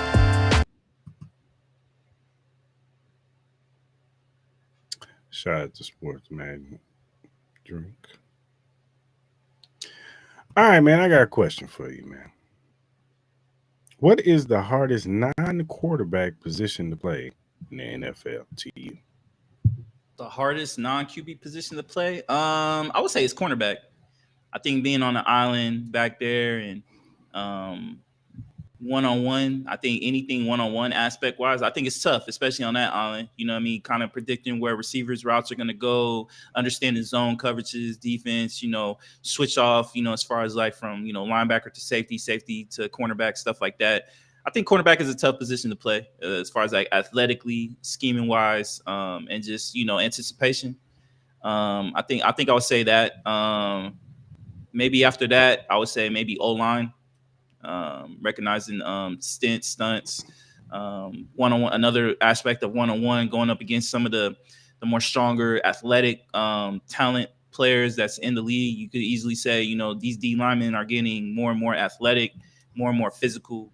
The likes of Chris Jones, we've seen Aaron Donald. You got cats like Jalen Carter, Max Crosby, TJ Watt. These guys are freaks. So imagine doing that, especially, the pressures of having stuff, pile around you and stuff like that. Those guys get banged up consistently. So I'll say those two. Maybe middle linebacker too, because you got to kind of be the quarterback on the defensive side. Yeah, I'm gonna agree with you. I'm gonna go with corner. Like you said, you're on an island, especially if you're a corner that travels with the number one wide receiver.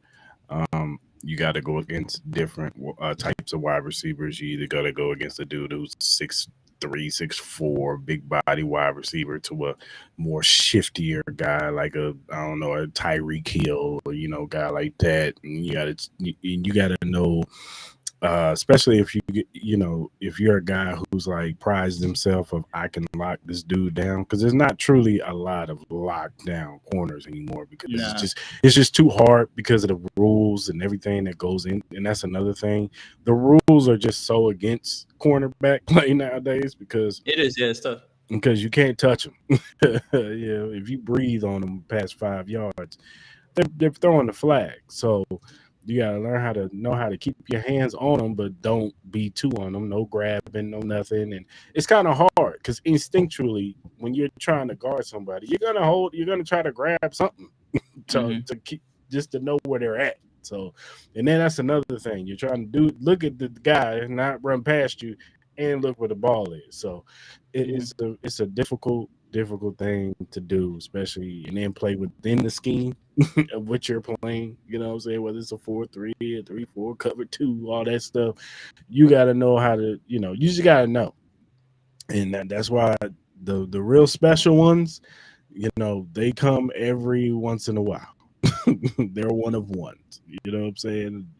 Dion is in the stratosphere by himself, and then you go down to the tier down. There's the Champ Baileys and the Darrell Revises and guys like that. It's just like those guys are just hard to find because. And then in college, it's difficult to find a good corner because, unless they're playing like in the SEC or ACC or a heavy driven wide receiver type. You know what I'm saying? Where you're going against some of the better wide receivers in the world, you just don't know. You know what I'm saying? Because they could come from a scheme that kind of protects them, and then they get in the league and they getting smoked. They getting cooked. And it's a difficult job to have because you get cooked a few times and fans is ready to get rid of your ass.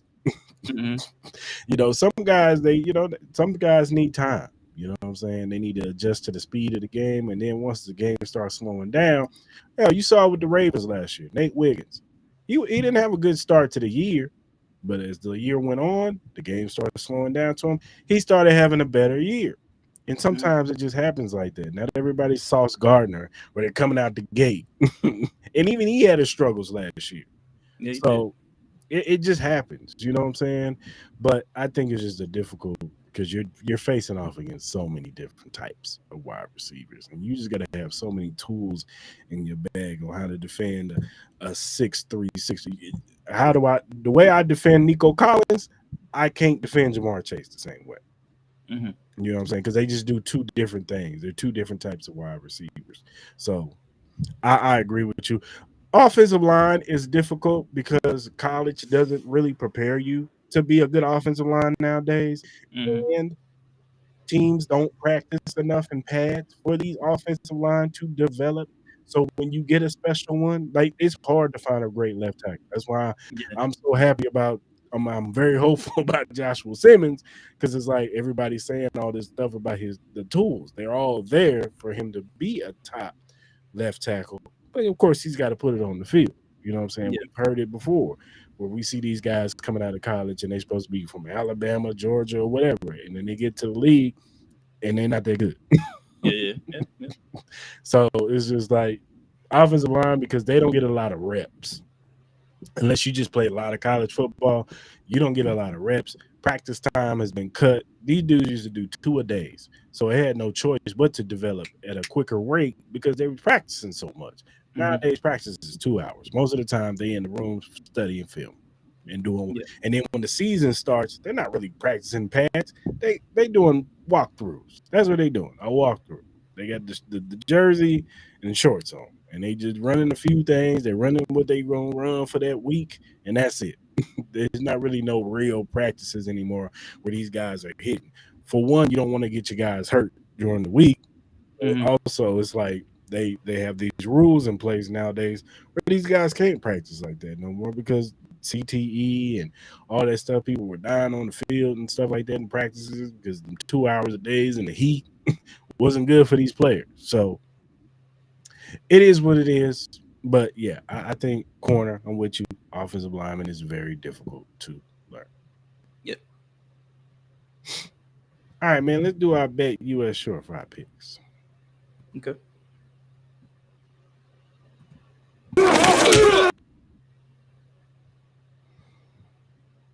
All right, man. What you got? So yeah, I got a quick 3. I got one degenerate one. I got the Bengals -4 over the Commanders. I got that one. I just think Joe Burrow's probably gonna play the whole first quarter and be up 21-0, and then it'll just be Rap City after that. Big games too. We got 2 big games tomorrow in the WNBA. I got the Lynx -1 over the Liberty. I'm not sure if Breonna Stewart is gonna play, but I think the Lynx, and then obviously Nafisa Collier, I think she's still out too. But I'm gonna take the Lynx to win that, and then I think we got a huge matchup with the Aces versus the Dream. Dream are amazing. I think they're the 2nd seed in the whole league right now, and they're kind of killing it. The Aces on a 7-game winning streak. This is gonna be a huge game. I got the Aces -2. I'm always gonna have faith in my girls. So 2 big games in the WNBA that I think everybody should, if they got time, watch them. Those are gonna be some really good games for positioning as far as like getting ready for the playoffs, which should start here in the next couple weeks, I believe. Yeah. I'm gonna go college football since we got college football this week.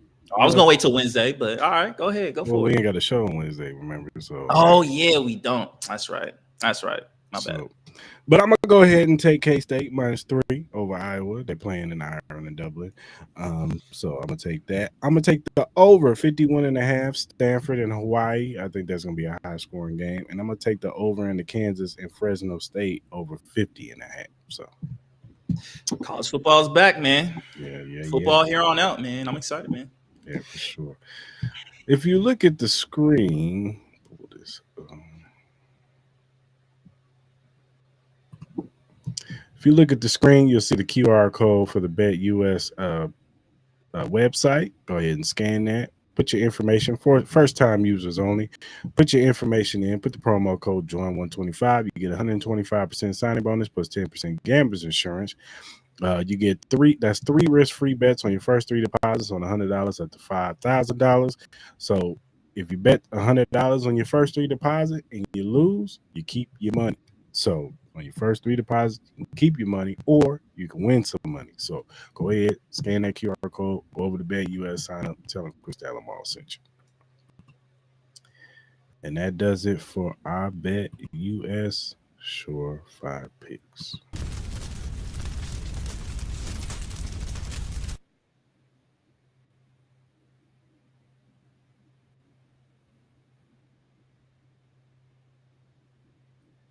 And while we're at it, talking college football, like we said, college football week 0 is here. We will have a slew of games this week. Like I said, we got Iowa State, K State, and Ireland. You got Fresno facing Kansas and Kansas, Stanford and Hawaii. Of course, UNLV plays Idaho State. Uh, you got East Carolina versus. No, that's those are the games. Sam Houston State, West Kentucky, they're playing. How you feeling, man? How you feeling about this week? Excited? Yeah, man. I know. I'm really excited about football, man, being back. College football being back. You know what I mean? I'm definitely excited to see the Iowa State Kansas State game. That's in Dublin, Ireland. Two top 25 ranked teams. So I'm definitely excited about that. Seeing how those guys are able to, recoup after losing some talent on both sides of the ball. Obviously, I'm really excited to see UNLV back in action. This new team. We got a lot of transfers. So I'm excited to see what this team looks like. Kansas and Fresno State, I think that could be really good going in. And then Hawaii, Stanford, man. You kind of said the over, man. I think that could be a very, very explosive game, man. So it's just kind of getting back in the flow. I know it's like a quick, Saturday. It's not like it's an in-depth with football. But at the end of the day, man, we're back in it full swing. And then, we really start getting into the heat of it, next week with some of the big-time games coming up, man. So, this is just kind of like football's back, but it's kind of like an appetizer in a sense until we actually get the whole Thanksgiving meal come next week. And then obviously when the big boys come out the week after with the NFL, we're in full-fledged swing, man. And we all know how football season starts. We're at week 0 now, but before you know it's gonna be December, and we're all like, damn, we only got like 2 months left. So hey, enjoy it, man. Yeah. Soak it all in, man. I know it's been kind of like a drag the last month, month and a half, man, with ever since the NBA finals have ended. So man, we're back in the full-fledged things, man. I'm truly excited, man, for college football week 0, man. We're back in it.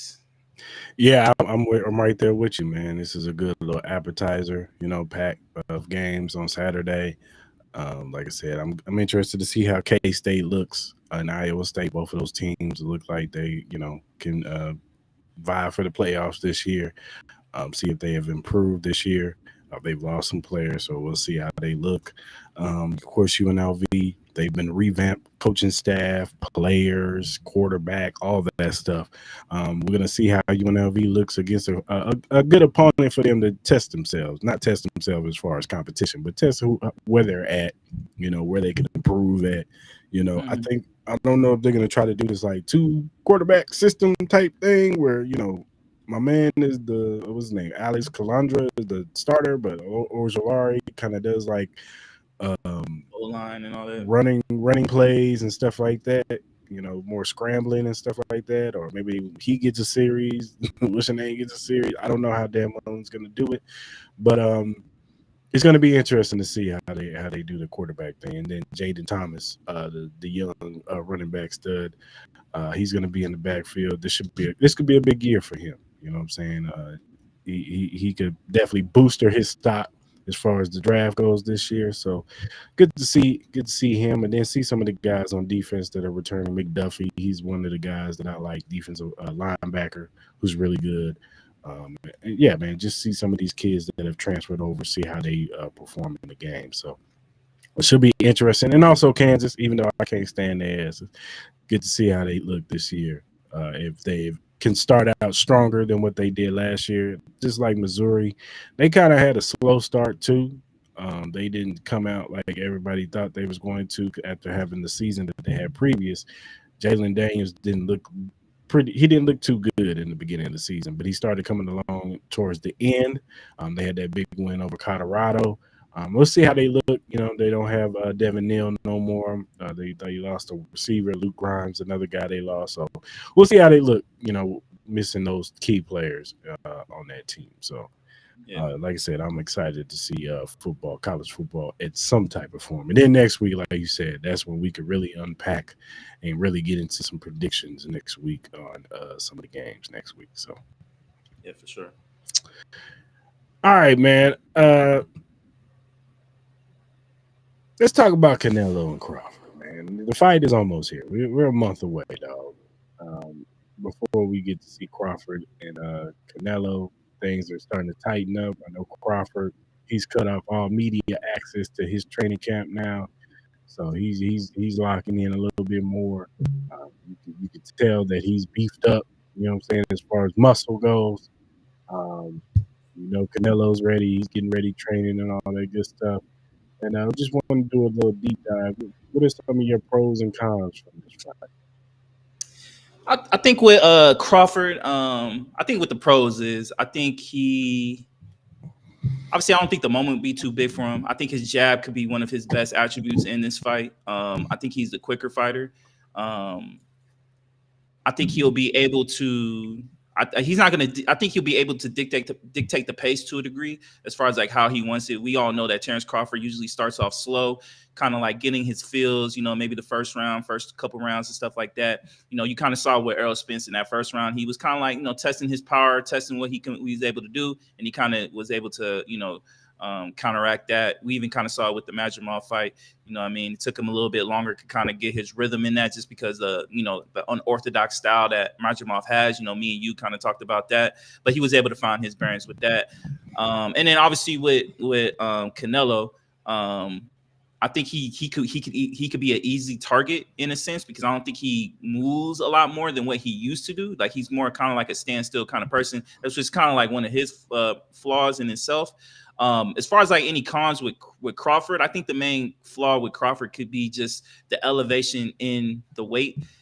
How his body is responding to that. Does that take away any of his speed, any of his endurance, like any of his conditioning? We got to see on that end. I think that could be one of the cons with him. And then obviously, can he take the Canelo punch? You know what I mean? I think he personally can, but that could be some of the things to look after at. I don't really think there's too many flaws with Crawford going into this fight. I think the main concern with him is just obviously just the elevation in weight, and then how his body responds to that come fight day. Is he drained? Does he still have the same amount of energy? Does he still have the same amount of veracity? Does his body hold up well with that weight? I think those are the questions. With Canelo, obviously, I think the pros with him, I think, is the experience with this weight. His body already being at this established weight, obviously the big time fights and all that. We all know he's not scared of the moment. The power, I think the power in him and being able to do that, I think it will be good. As far as the cons, though, I do think he's a stationary target. He has been able to get hit a little bit more, even with lesser known fighters. He has been taking a pounding. And then obviously he's been a lot of these big fights, with Dimitri Bivol, Triple G. Does that pounding that he has taken a lot more out of him, to the point where a fight like this, where you would think that him being so sustained at this weight and him being so comfortable at this weight, does that affect him? You know what I mean? We all know a lot of these fights, whether you win or lose, do take a little bit out of your body in a sense, you know what I mean? Because you are taking punishment, and your body, as you get older, it's a little bit harder to, respond back well to this, you know what I mean? So I think that's just some of the pros and cons with both of the fighters, man. What you got? It's going to be interesting to see how Crawford, what the game plan is for this fight. Is he going to, in the first round, see if he can withstand the power from Canelo? I'm not saying he's going to sit there and take big shots from him, but yeah, I'm sure he's going to try to feel it a little bit, see where it's at, and then I think adjust to that. As far as his game plan goes, is he going to stay on the outside a little bit more, move around on him a little bit more? Not like William Sproul was moving around, but more technically moving around, using his jab. And the other side of that is, can he put enough? Can he make Canelo think enough with his power? Like, can his shots make Canelo pause a little bit to where it's like, okay, I can feel that. You know what I'm saying? I don't want to get hit by that.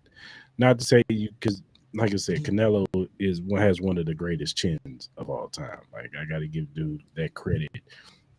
He's been hit by guys that are bigger than him, and he's withstand that type of punishment. So you're not gonna knock Canelo out, because if Crawford did that, then we're gonna have a different conversation.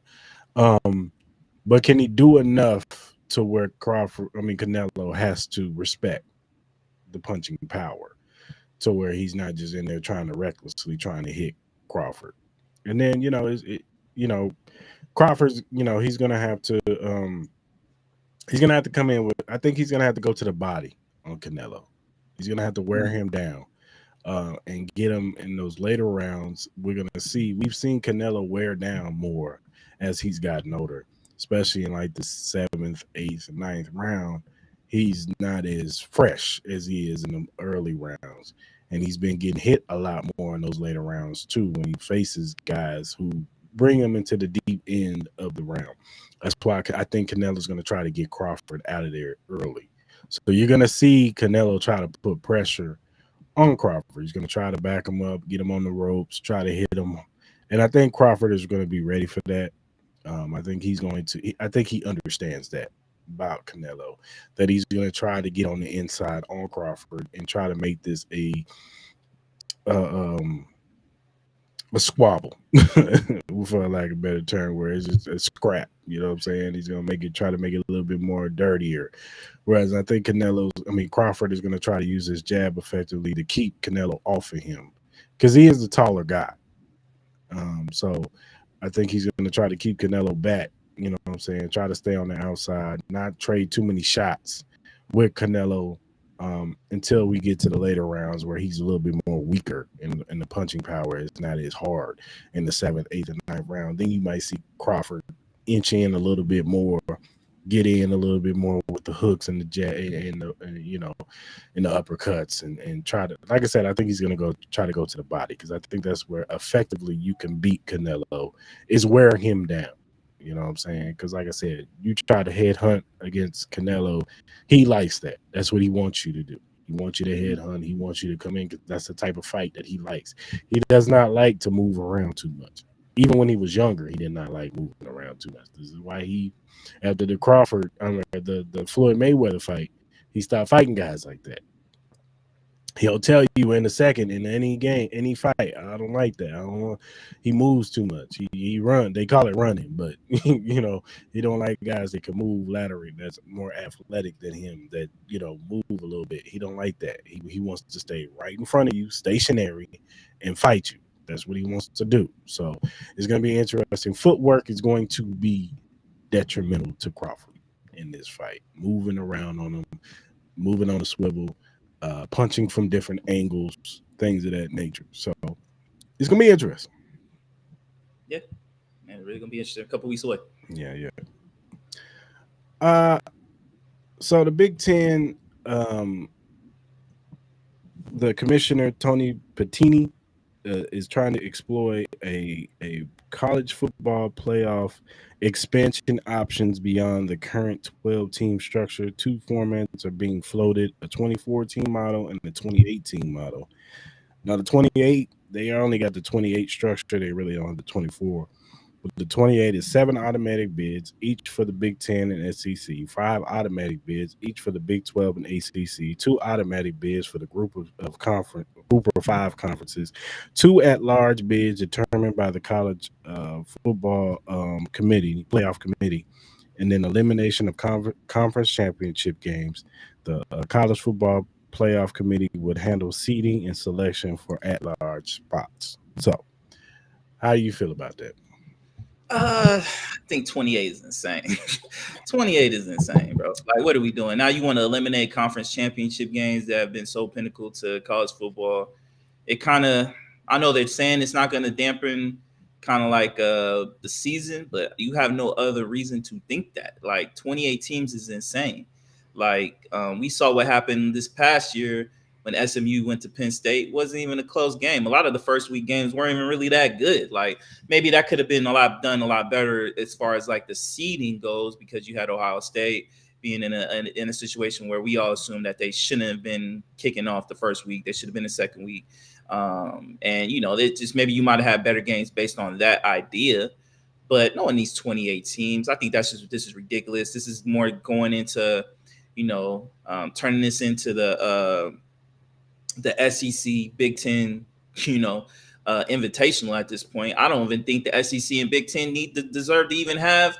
If we're going to go this route, the SEC and the Big Ten don't deserve to have an automatic 7 bids into the tournament. Like, just make it natural. Like, if you're one of the 7 best teams out of the 28, which most of the time the Big Ten is, you don't need automatic bids. Just do it natural. Like, I would rather it be natural. If you're going to have 28 teams, let it be natural. The 28 best teams get in, not the 7 best from the Big 12 or the SEC, and the 7 best from the top 7 from the Big 10, and then you're going to sprinkle in some ACC and Big 12, and then you're going to figure out, all the rest. I think that's just ridiculous.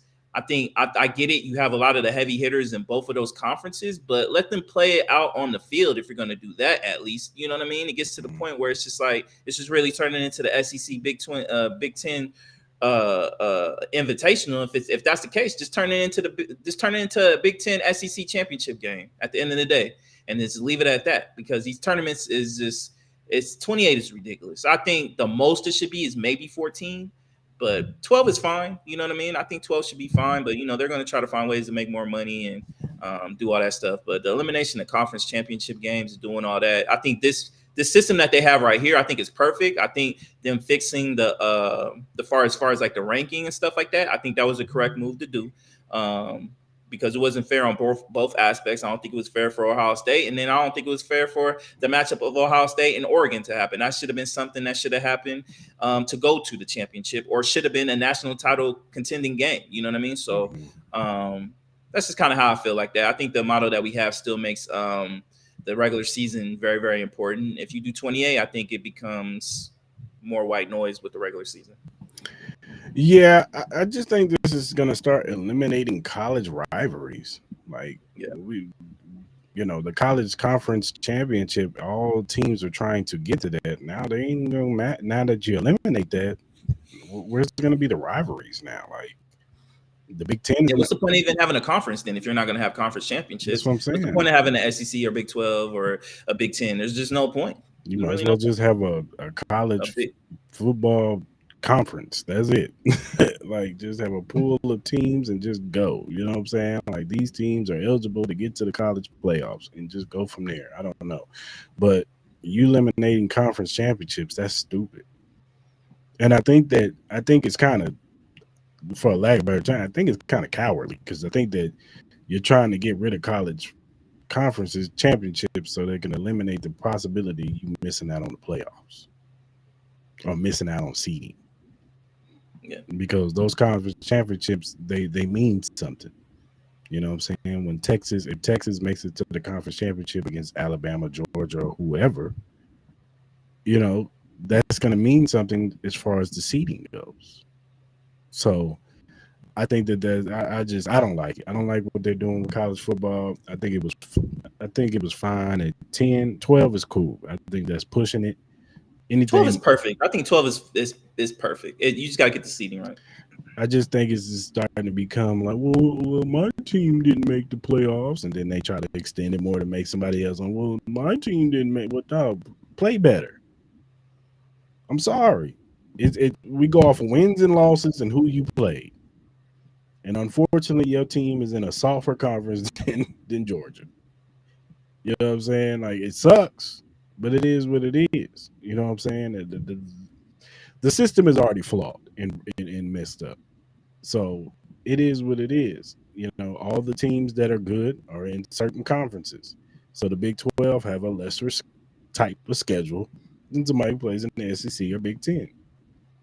It is what it is. It sucks. It does. I'm not saying penalize the team that goes undefeated in the Big 12. I think they should get in if they go undefeated. They should be ranked in the top 12 to get into the playoffs. They should. But you are trying to limit. They keep on expanding, expanding, expanding. It's just gonna lose its luster, man. It already is losing its luster because, again, these automatic bids are insane. Like, I don't think any conference deserves to have automatic bids. I don't care what conference or whatever you're in. Just because it says the SEC doesn't mean you're a great team. It does not. Just because you're in the Big Ten doesn't mean you're a great team. That is the reality of this situation. And I get it. Most of those schools get the bigger time players and all that. But we've seen it time and time again, man, that it's not about the 5-star next to your name. It's, do you fit on that team and can you produce on that field? There's been a lot of 5-stars that did not produce. There's been a lot of teams on paper that look really great and then they end up being mediocre.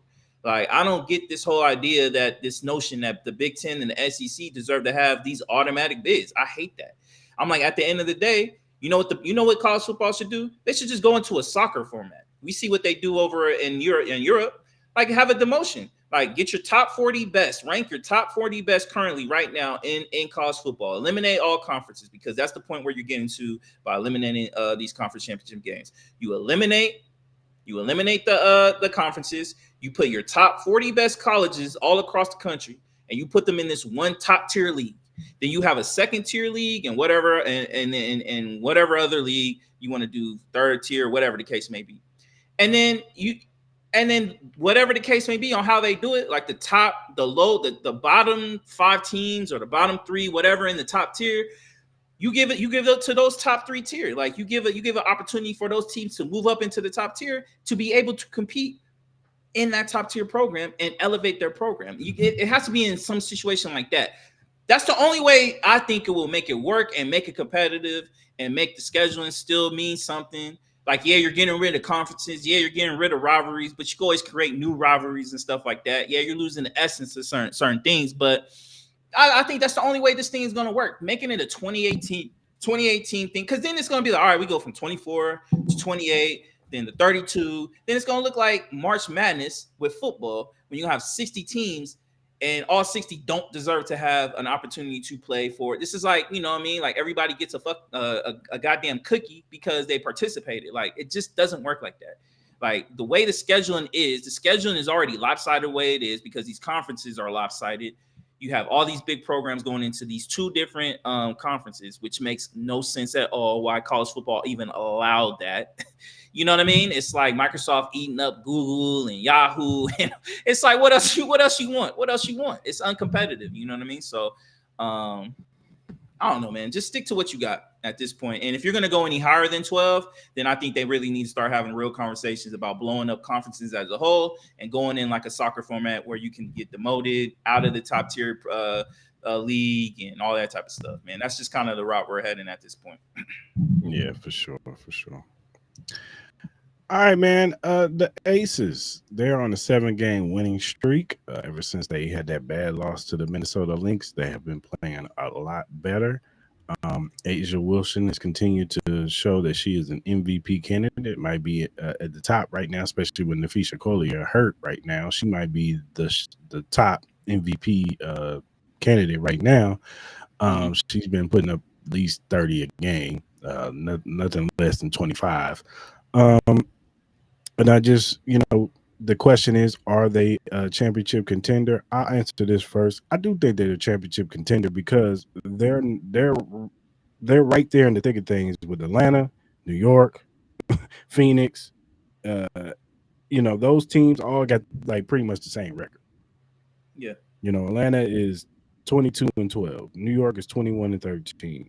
Phoenix is 20-13. And then the Aces are 21-14. They're just coming off of wins off of the Liberty, and it's just coming off of wins of Mercury. And then they play Atlanta today, and then they play the Mercury next game. So if they get 2 more wins, if they go 9 straight, they're gonna be right there vying for that second, third seed. So I think the Aces are right there starting. I think they're peaking at the right time. I think players are starting to step up.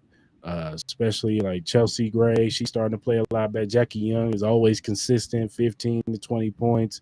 I think the best thing that ever happened to them was putting Jewel Lloyd on the bench and have her come off the bench because she is the older player. I think she has more juice. I think she's more fresh, especially later in the game. I think that's been helping. I think Nalissa Smith is starting to get more comfortable in this system, being the center and playing off of Asia Wilson. I think she's been playing really good basketball. And I think all the role players, you know what I'm saying, that whatever they contribute, any given night, Dana Evans always contributes.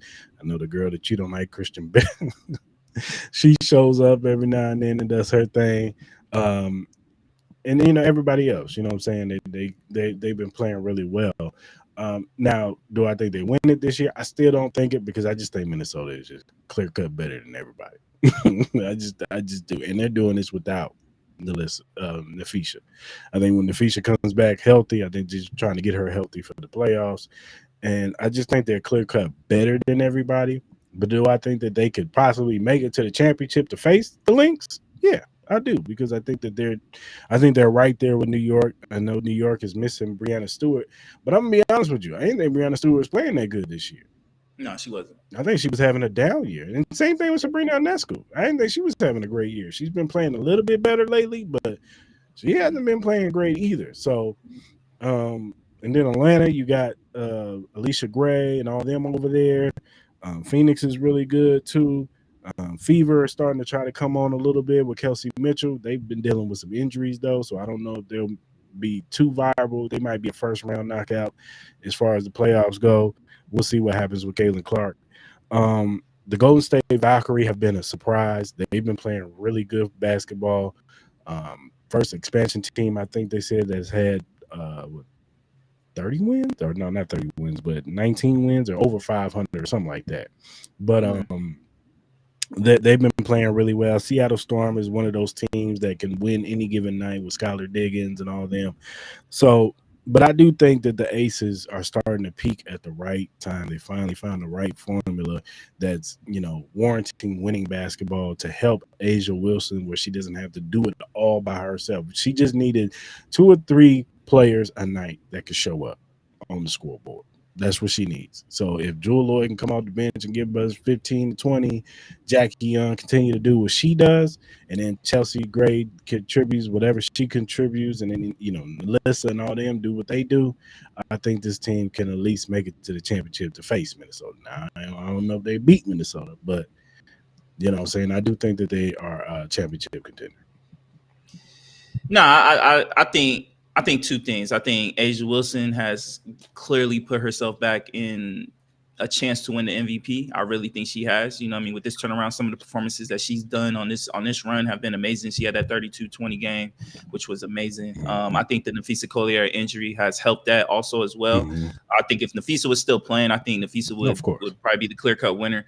But with this injury, she's been out. Who knows when she's coming back off? I think it's like a high ankle sprain or something like that she had. I think it's a possibility Asia could win it. You know what I mean? I really think it's a real high possibility. Like, they do have 9 games left. Obviously, they have Atlanta twice. Obviously, tomorrow. They have Phoenix, who's also competing for a playoff spot. But then when you look at the rest of the schedule, you have a Washington team that's been struggling. You play Chicago 3 times, which we all know that team, they still have their struggles with everything that's going on. The Sparks, they've been having a little bit of a dip. Been playing a little bit inconsistency. And then you got the big game Thursday, September 4th with the Minnesota Lynx. We'll see if Nafisa is able to come back for that game. And now I think that will give us a strong indication whether they can compete with Minnesota at that point, especially if Nafisa is able to come back. I hope she is, because I really want to see how this team, especially the way they've been playing. Nalisa Smith has been improving. I've loved her game. I agree with you. I think the Jewel Lloyd putting her on the bench, having her being kind of like a 6th man of the year contender. I think that's been helped, because I think that's been their problem. They haven't had enough scoring coming off that bench. Now you add her to Jewel Lloyd. I think Jewel Lloyd is able to play her style of basketball more natural. Like, she's able to have the ball in her hands a little bit more, especially with Asia Wilson on the bench. And then she'll be able to get her shots up. I think she's played more free coming off that bench. And kudos to her that she accepted that role and she accepted that challenge. I think that was big for her. Jackie Young, she's improved. We all know the kind of two-way player she is. I think defensively they've been playing a lot better too. I think defensively they've been playing like the Aces of old, like what we used to are seeing. So yeah, I do think they are title contenders. I do think they could probably try to compete with the Lynx. Do I think they win? I don't know. I gotta see. But I think Nafisa Collier and Asia Wilson kind of X each other out because it's who they are. But I just now, think everything it just comes down to them. the pieces around them. But again, like the playoffs are, it's all about in the moment, man. Are the Lynx ready to take that leap? You know what I mean? I know they came really close to the Liberty and winning that championship. Some think, they might have gotten screwed out of winning that game due to certain calls, and we ain't gonna go into that. But again, man, it's hard to get back to that moment. And obviously we see with injuries, like we don't know what shape Nafisa is gonna come back in. Like we assume she's gonna come back, but again, them high ankle sprains are always tricky, and she could be one sprain away from missing a whole ton of games going into the playoffs, and maybe missing a portion of the playoffs, and that could affect them and maybe potentially getting bumped out. Now that team is still really deep, you know what I mean, with Carrington being added and all that type of stuff, and they're still really good. We've seen that. They only got 5 losses out the year, so they're really good. They should be the favorites. But I think the Aces could compete. They got the expertise. They got the experience. They've won 2 championships. Asia Wilson is one of the best players in this league. And I think their schedule is pretty favorable, honestly. Like, I think if they can get these 2 wins against Atlanta, the Dream, I think they could easily be the 2nd seed in the whole league and get a great spot. So I think it really comes down to these 2 Dream games coming up. Like, I think that Dream game is going to be really, really huge. And then obviously to see how these injuries play out with the Fever. I think the Fever have played really good without Caitlin Clark. I know they've had their ups and downs, but I think for the most part, they played really good. I think Kelsey Mitchell has been the MVP of that team. Even Cunningham, I think defensively she's performed well. I know some people aren't really the biggest fans of hers, but you got to give her props when Did she get hurt? Did she get hurt?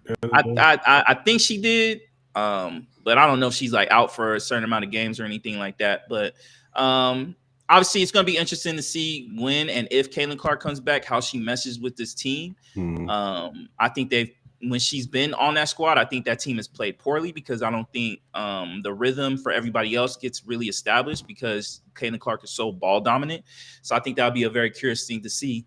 And then obviously with Breonna Stewart and Nafisa Collier, if they're able to come back, obviously that will lift some weight and better their odds. Liberty had the addition with Emma, and she's been performing pretty well. I get the Liberty haven't. I think they lost their last couple games, but they're always going to be. If they get hot at the right time, they could always be a scary team as well. So I think the playoffs just got way more interesting now. Honestly, I think you really have like 3 legitimate, honest contenders that can really win this championship, and it should be really good. I'm really excited to see how the Aces continue this run. Hopefully they don't burn themselves out going into the playoffs. Yeah, for sure. Yeah. Like I said, there's 2 games against the Dream, and then that 1 game against the Mercury are going to be big games, and then they just take care of business against like Mystics. And even though the Mystics are one of those teams that are real scrappy, they got some players over there, but they're young. And then take care of business against Sky and all that. They're not a good team. No, they're not a good team. They're not a good team. So, all right, man. Let's do our NFC North order. I'm gonna let you go first. Yeah, I'm gonna start from 4. I got the Vikings number 4. I just don't trust the JJ McCarthy hype. Me personally, I got to see it to believe it. I know this team is still ultra talented on both sides of the ball, but that quarterback position is really, really huge. Justin Jefferson, dealing with a hamstring injury right now. You always got to be, cause for pause with that. I think Addison is suspended, the first 3 games or something like that. Yeah. So obviously you're not going to have him. I wouldn't be surprised if they went off on a slow start. Maybe JJ McCarthy finds his rhythm, maybe more towards the middle of the season, but I think the Vikings are going to be fourth. Third, I got the Green Bay Packers, man. I from what I've seen, I just can't trust this team. You already got Jordan Love. I'm trying to love this team, but the receivers are still dropping balls. I like Matthew Golden and all that, but the inconsistency with the receivers is an eye-opening issue. I think the defense it has its own little flaws to a degree, and then Jordan Love still throws bad balls, and he already getting hurt with a finger injury, so he had to get surgery. So we got to see how they respond. But so far, I have not liked what I've seen. Number 2, surprising, I got the Detroit Lions, and the only reason why I have the Detroit Lions at number 2 is I think losing both of those coordinators could have an effect. I think this team could still have a Super Bowl type of run. I just think it might take them a little bit longer. I think this team is still ultra talented, but I got to see how Jared Goff responds with this new coordinator.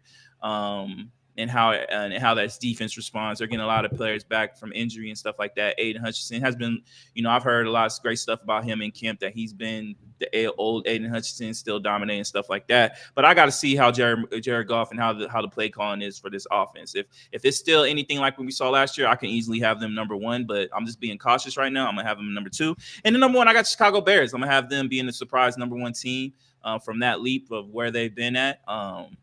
I still think Caleb Williams is an all-time talent, that he just needs a little bit more maturity in him. But if he can get that and find some stability, I think this team is ultra talented. I think this team can compete talent-wise with anybody in the NFL. And we saw a little glimpse of that yesterday with the preseason game.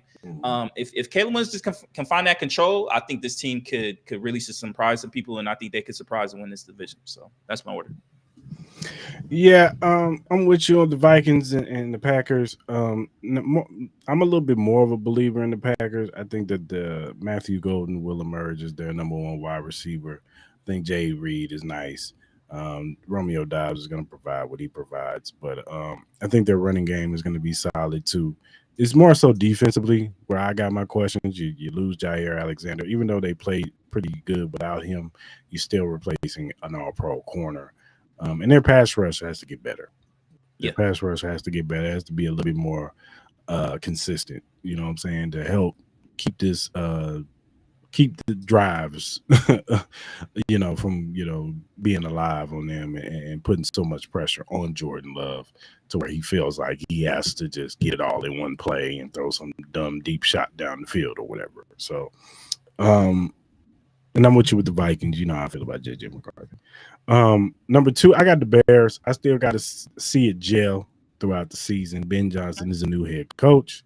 Caleb Williams is learning a whole new system. It looked good last night. We gave him props on that, but still got to see it. You know what I'm saying? In the regular season, when teams are starting to scheme against him, sending blitzes, see this offensive line is really repaired. I know we got All-Pro Joe Tooney over there, and they added a few other people on that offensive line, but we still got to see it in real life game. So I'm gonna get them at number two, and I'm gonna go with the Lions. Even though I do have questions about losing their coordinators. We saw how it was with the Eagles when they were coming out the Super Bowl loss, and they lost Jonathan Gannon.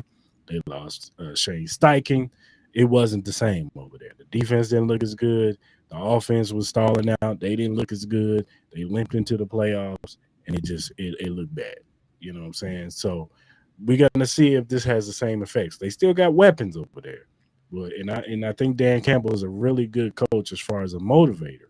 We're going to see how this system looks without a Ben Johnson and Aaron Glenn pushing it, calling the plays on this offense and defense. More so Ben Johnson than Aaron Glenn. So, so yeah, those are my rankings right there. All right, man. Do you have anything else? Do I have anything else? Yeah, hold on. I'm gonna go on a little quick rant. Listen here. 2K. I played my team for the first time this past year. And then I've currently been playing Madden Ultimate Team. 2K, y'all need to be better, bro. Y'all need to be better, bro, with my team, bro. Like, this better be, y'all better have different game modes. The access to get MT better be way better.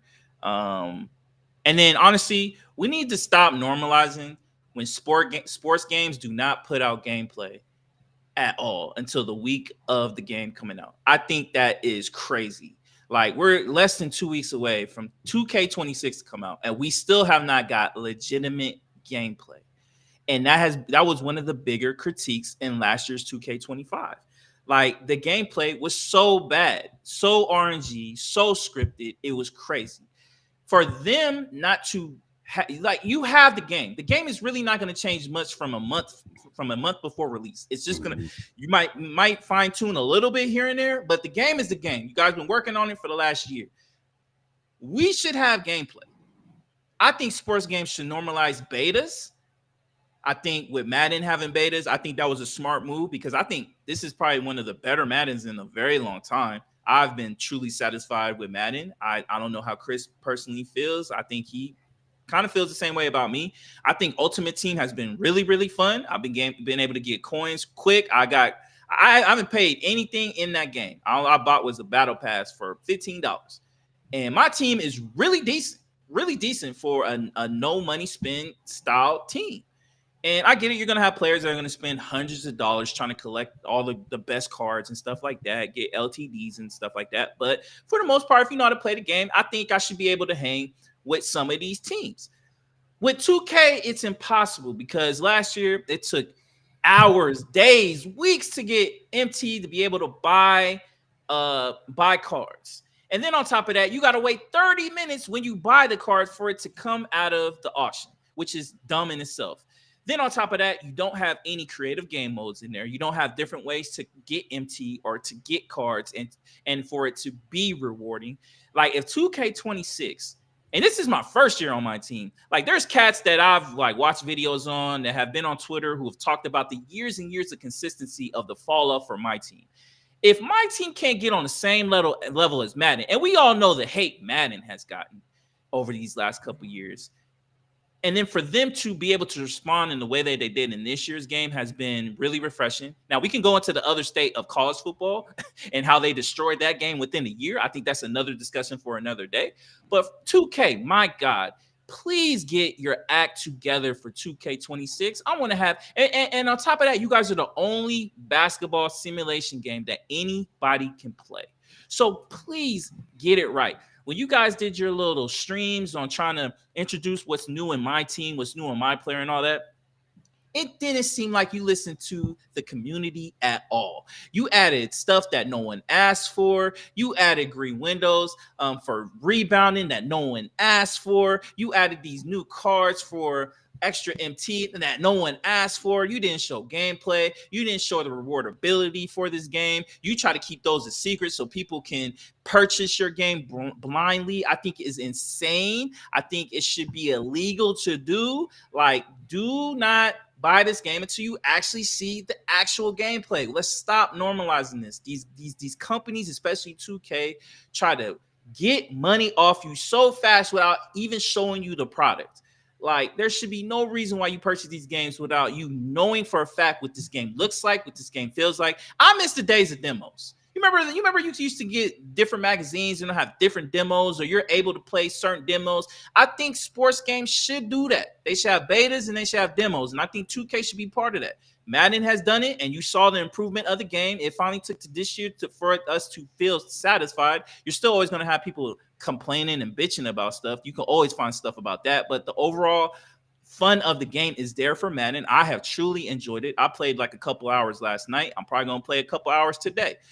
But 2K, please, for the love of God, please listen to your community. Make these games fun. I think the first thing is make them fun. Make them to the point where it's like, I want to play 2, 3, maybe 4 hours of this game, and I can have an instant fun instead of making it feel like a chore. 2K25 was a chore. I enjoyed some aspects of it, but for the most part, it felt like a chore. I hope it gets better, man. That's kind of my rant. I had to go on that because it's insane that we still have not seen gameplay, and this game comes out next Friday. Why are we waiting till the week of to see gameplay of this game? Why do you not have betas? Why do you not have nothing? Like, come on, man. This 2K has to be way better. Yeah. Be interesting. Shout out to Madden, though. Madden is fun. Yeah, Shout out to Madden. Very fun. For that. Yeah. All right, man. Who gets your flowers of the week, man? So flowers of the week goes to Amanda Seals. I saw her. She was on Jubilee having a conversation and debate with a whole bunch of Black conservatives who, me personally, were very embarrassing. Listening to some of them and how they kind of talked about the Black community and some of their thoughts. I thought Amanda Seals did a beautiful, beautiful job in representing and articulating some of her feels about certain people and her protecting the Black community and some of the thought process. I thought she did an amazing job and amazing representation for Black people who still love to be Black. You know what I mean? So I appreciate her. And some of the commentary that I heard from some of these Black conservatives, like, believe what you want to believe, but I think the one thing that as a Black community, we need to start healing ourselves and stop fighting each other, man. We really got to, bro. We got to stop getting this whole mindset that we're trying to eliminate history because, you know, people are trying to portray it as a victimization when it's not the case. This is just a reality of the circumstances that have been brought apart our community, and it's understanding and elevating from that. It's not about victimization. It's about the understanding of the history and not making repeatable mistakes and fighting for something that we all believe that is well deserved. It's just being treated like a normal human being, not by the color of your skin, not by your gender, not by your sex orientation. That should have no effect to you in your day-to-day lives. So I'm not going to make it too much about it, but I got to give her my flowers because she was very beautiful in the way she articulated and debated a lot of these people on that conservative side. So shout out to her. For sure. My flowers go to Cam Newton. He got word that he is getting his number retired from Auburn at the game against Georgia on October 11th. It's a home game, of course. So shout out to Cam Newton. He was doing like an interview and they surprised him, told him that his number will be retired. So nobody will ever get to wear the number 2 at Auburn ever again, which is well deserved because he brought them a national championship. So shout out to Cam Newton. I know there's been a lot of discourse this season about Cam Newton and his playing career and all that, but you know, it's good to see that this brother is getting his flowers. I think he was an incredible player even from college and pros. So shout out to Cam Newton, man. Mm-hmm.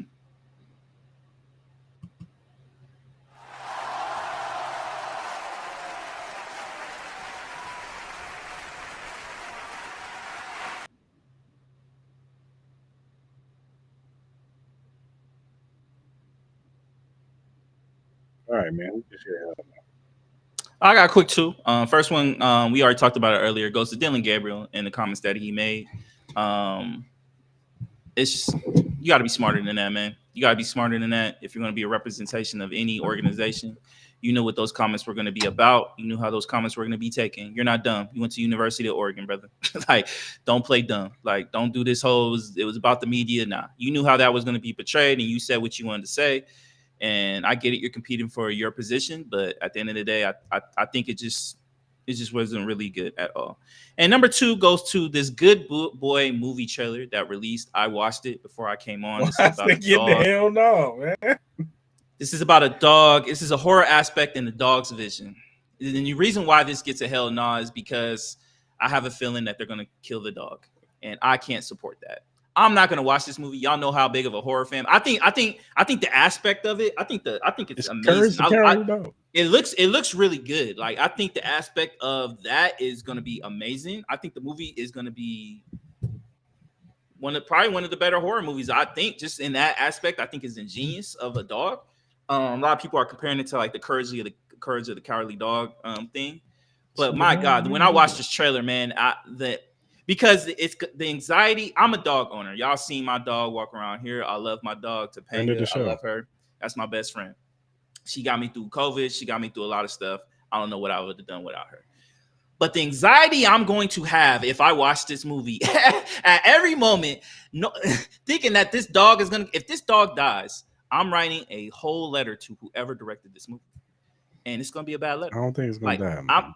I'm gonna have so much anxiety watching this movie. I don't know if I can do it. This is probably the first horror movie in a long, long time where I'm gonna be like, I don't know if I'm gonna watch it. It looks good, but that movie's gonna give me so much anxiety because that's one of my triggers is people hurting animals. It really is.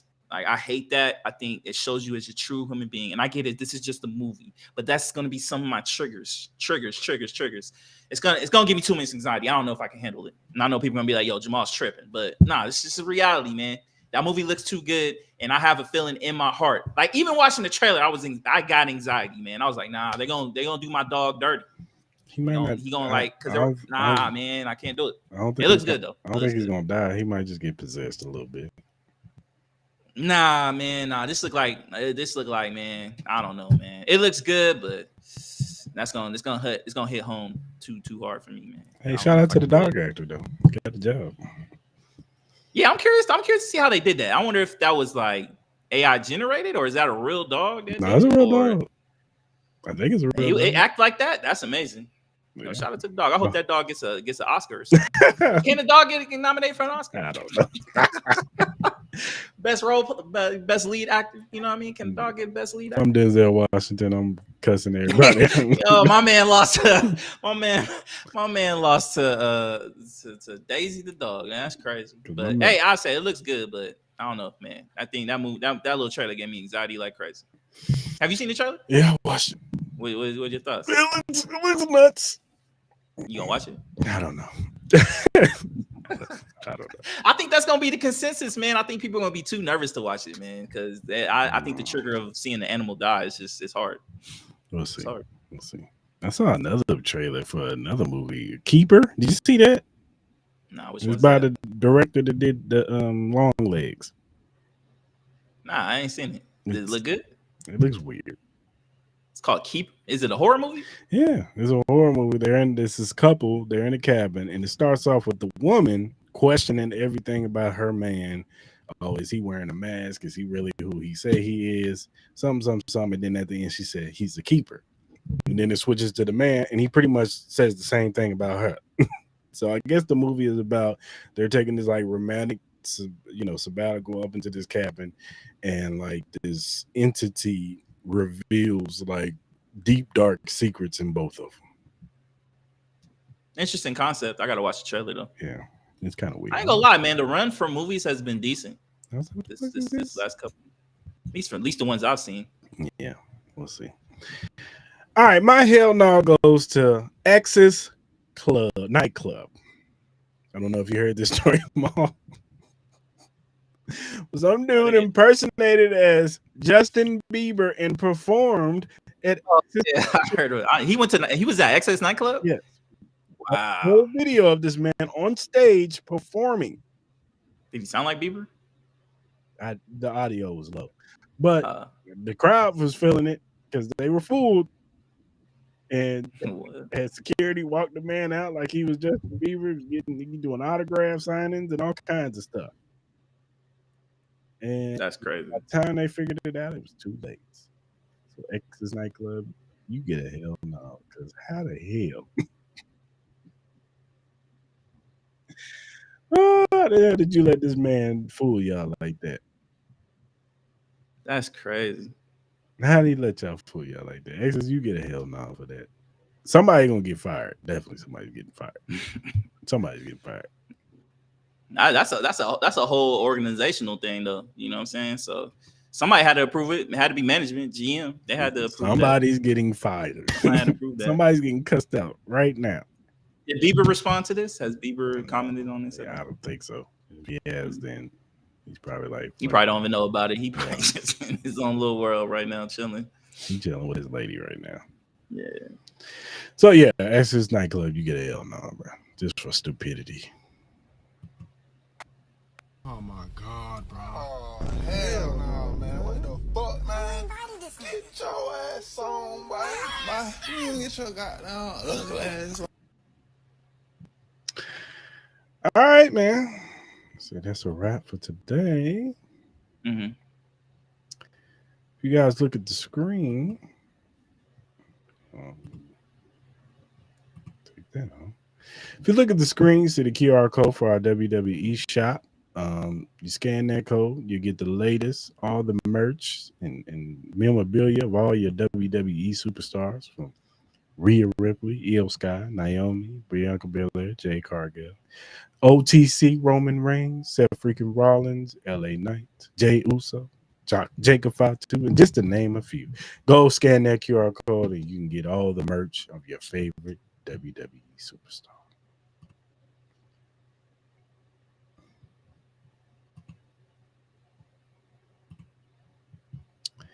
If you want to donate to the Cris Mal podcast, you can donate to our Cash App, Cris Mal Podcast. We will greatly appreciate anything you would love to give to us. whatever streaming platform you use to listen to your podcast. We're available on Spotify, Apple, Google, Amazon, iHeartRadio, whatever you use to listen to your podcast. We're available.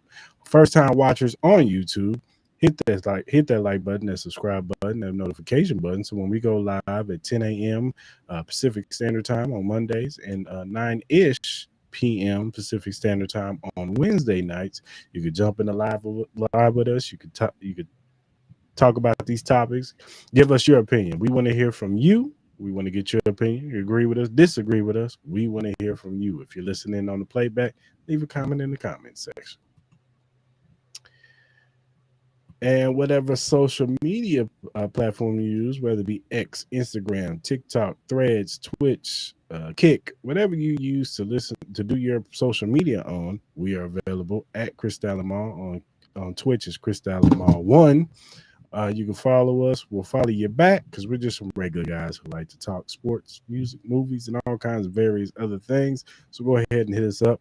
If you have a critique or a feedback, or if you have a topic or question that you want us to bring up on the show and we like said topic, we'll bring it up. We'll shout you out because we want to show love to those who show love to us.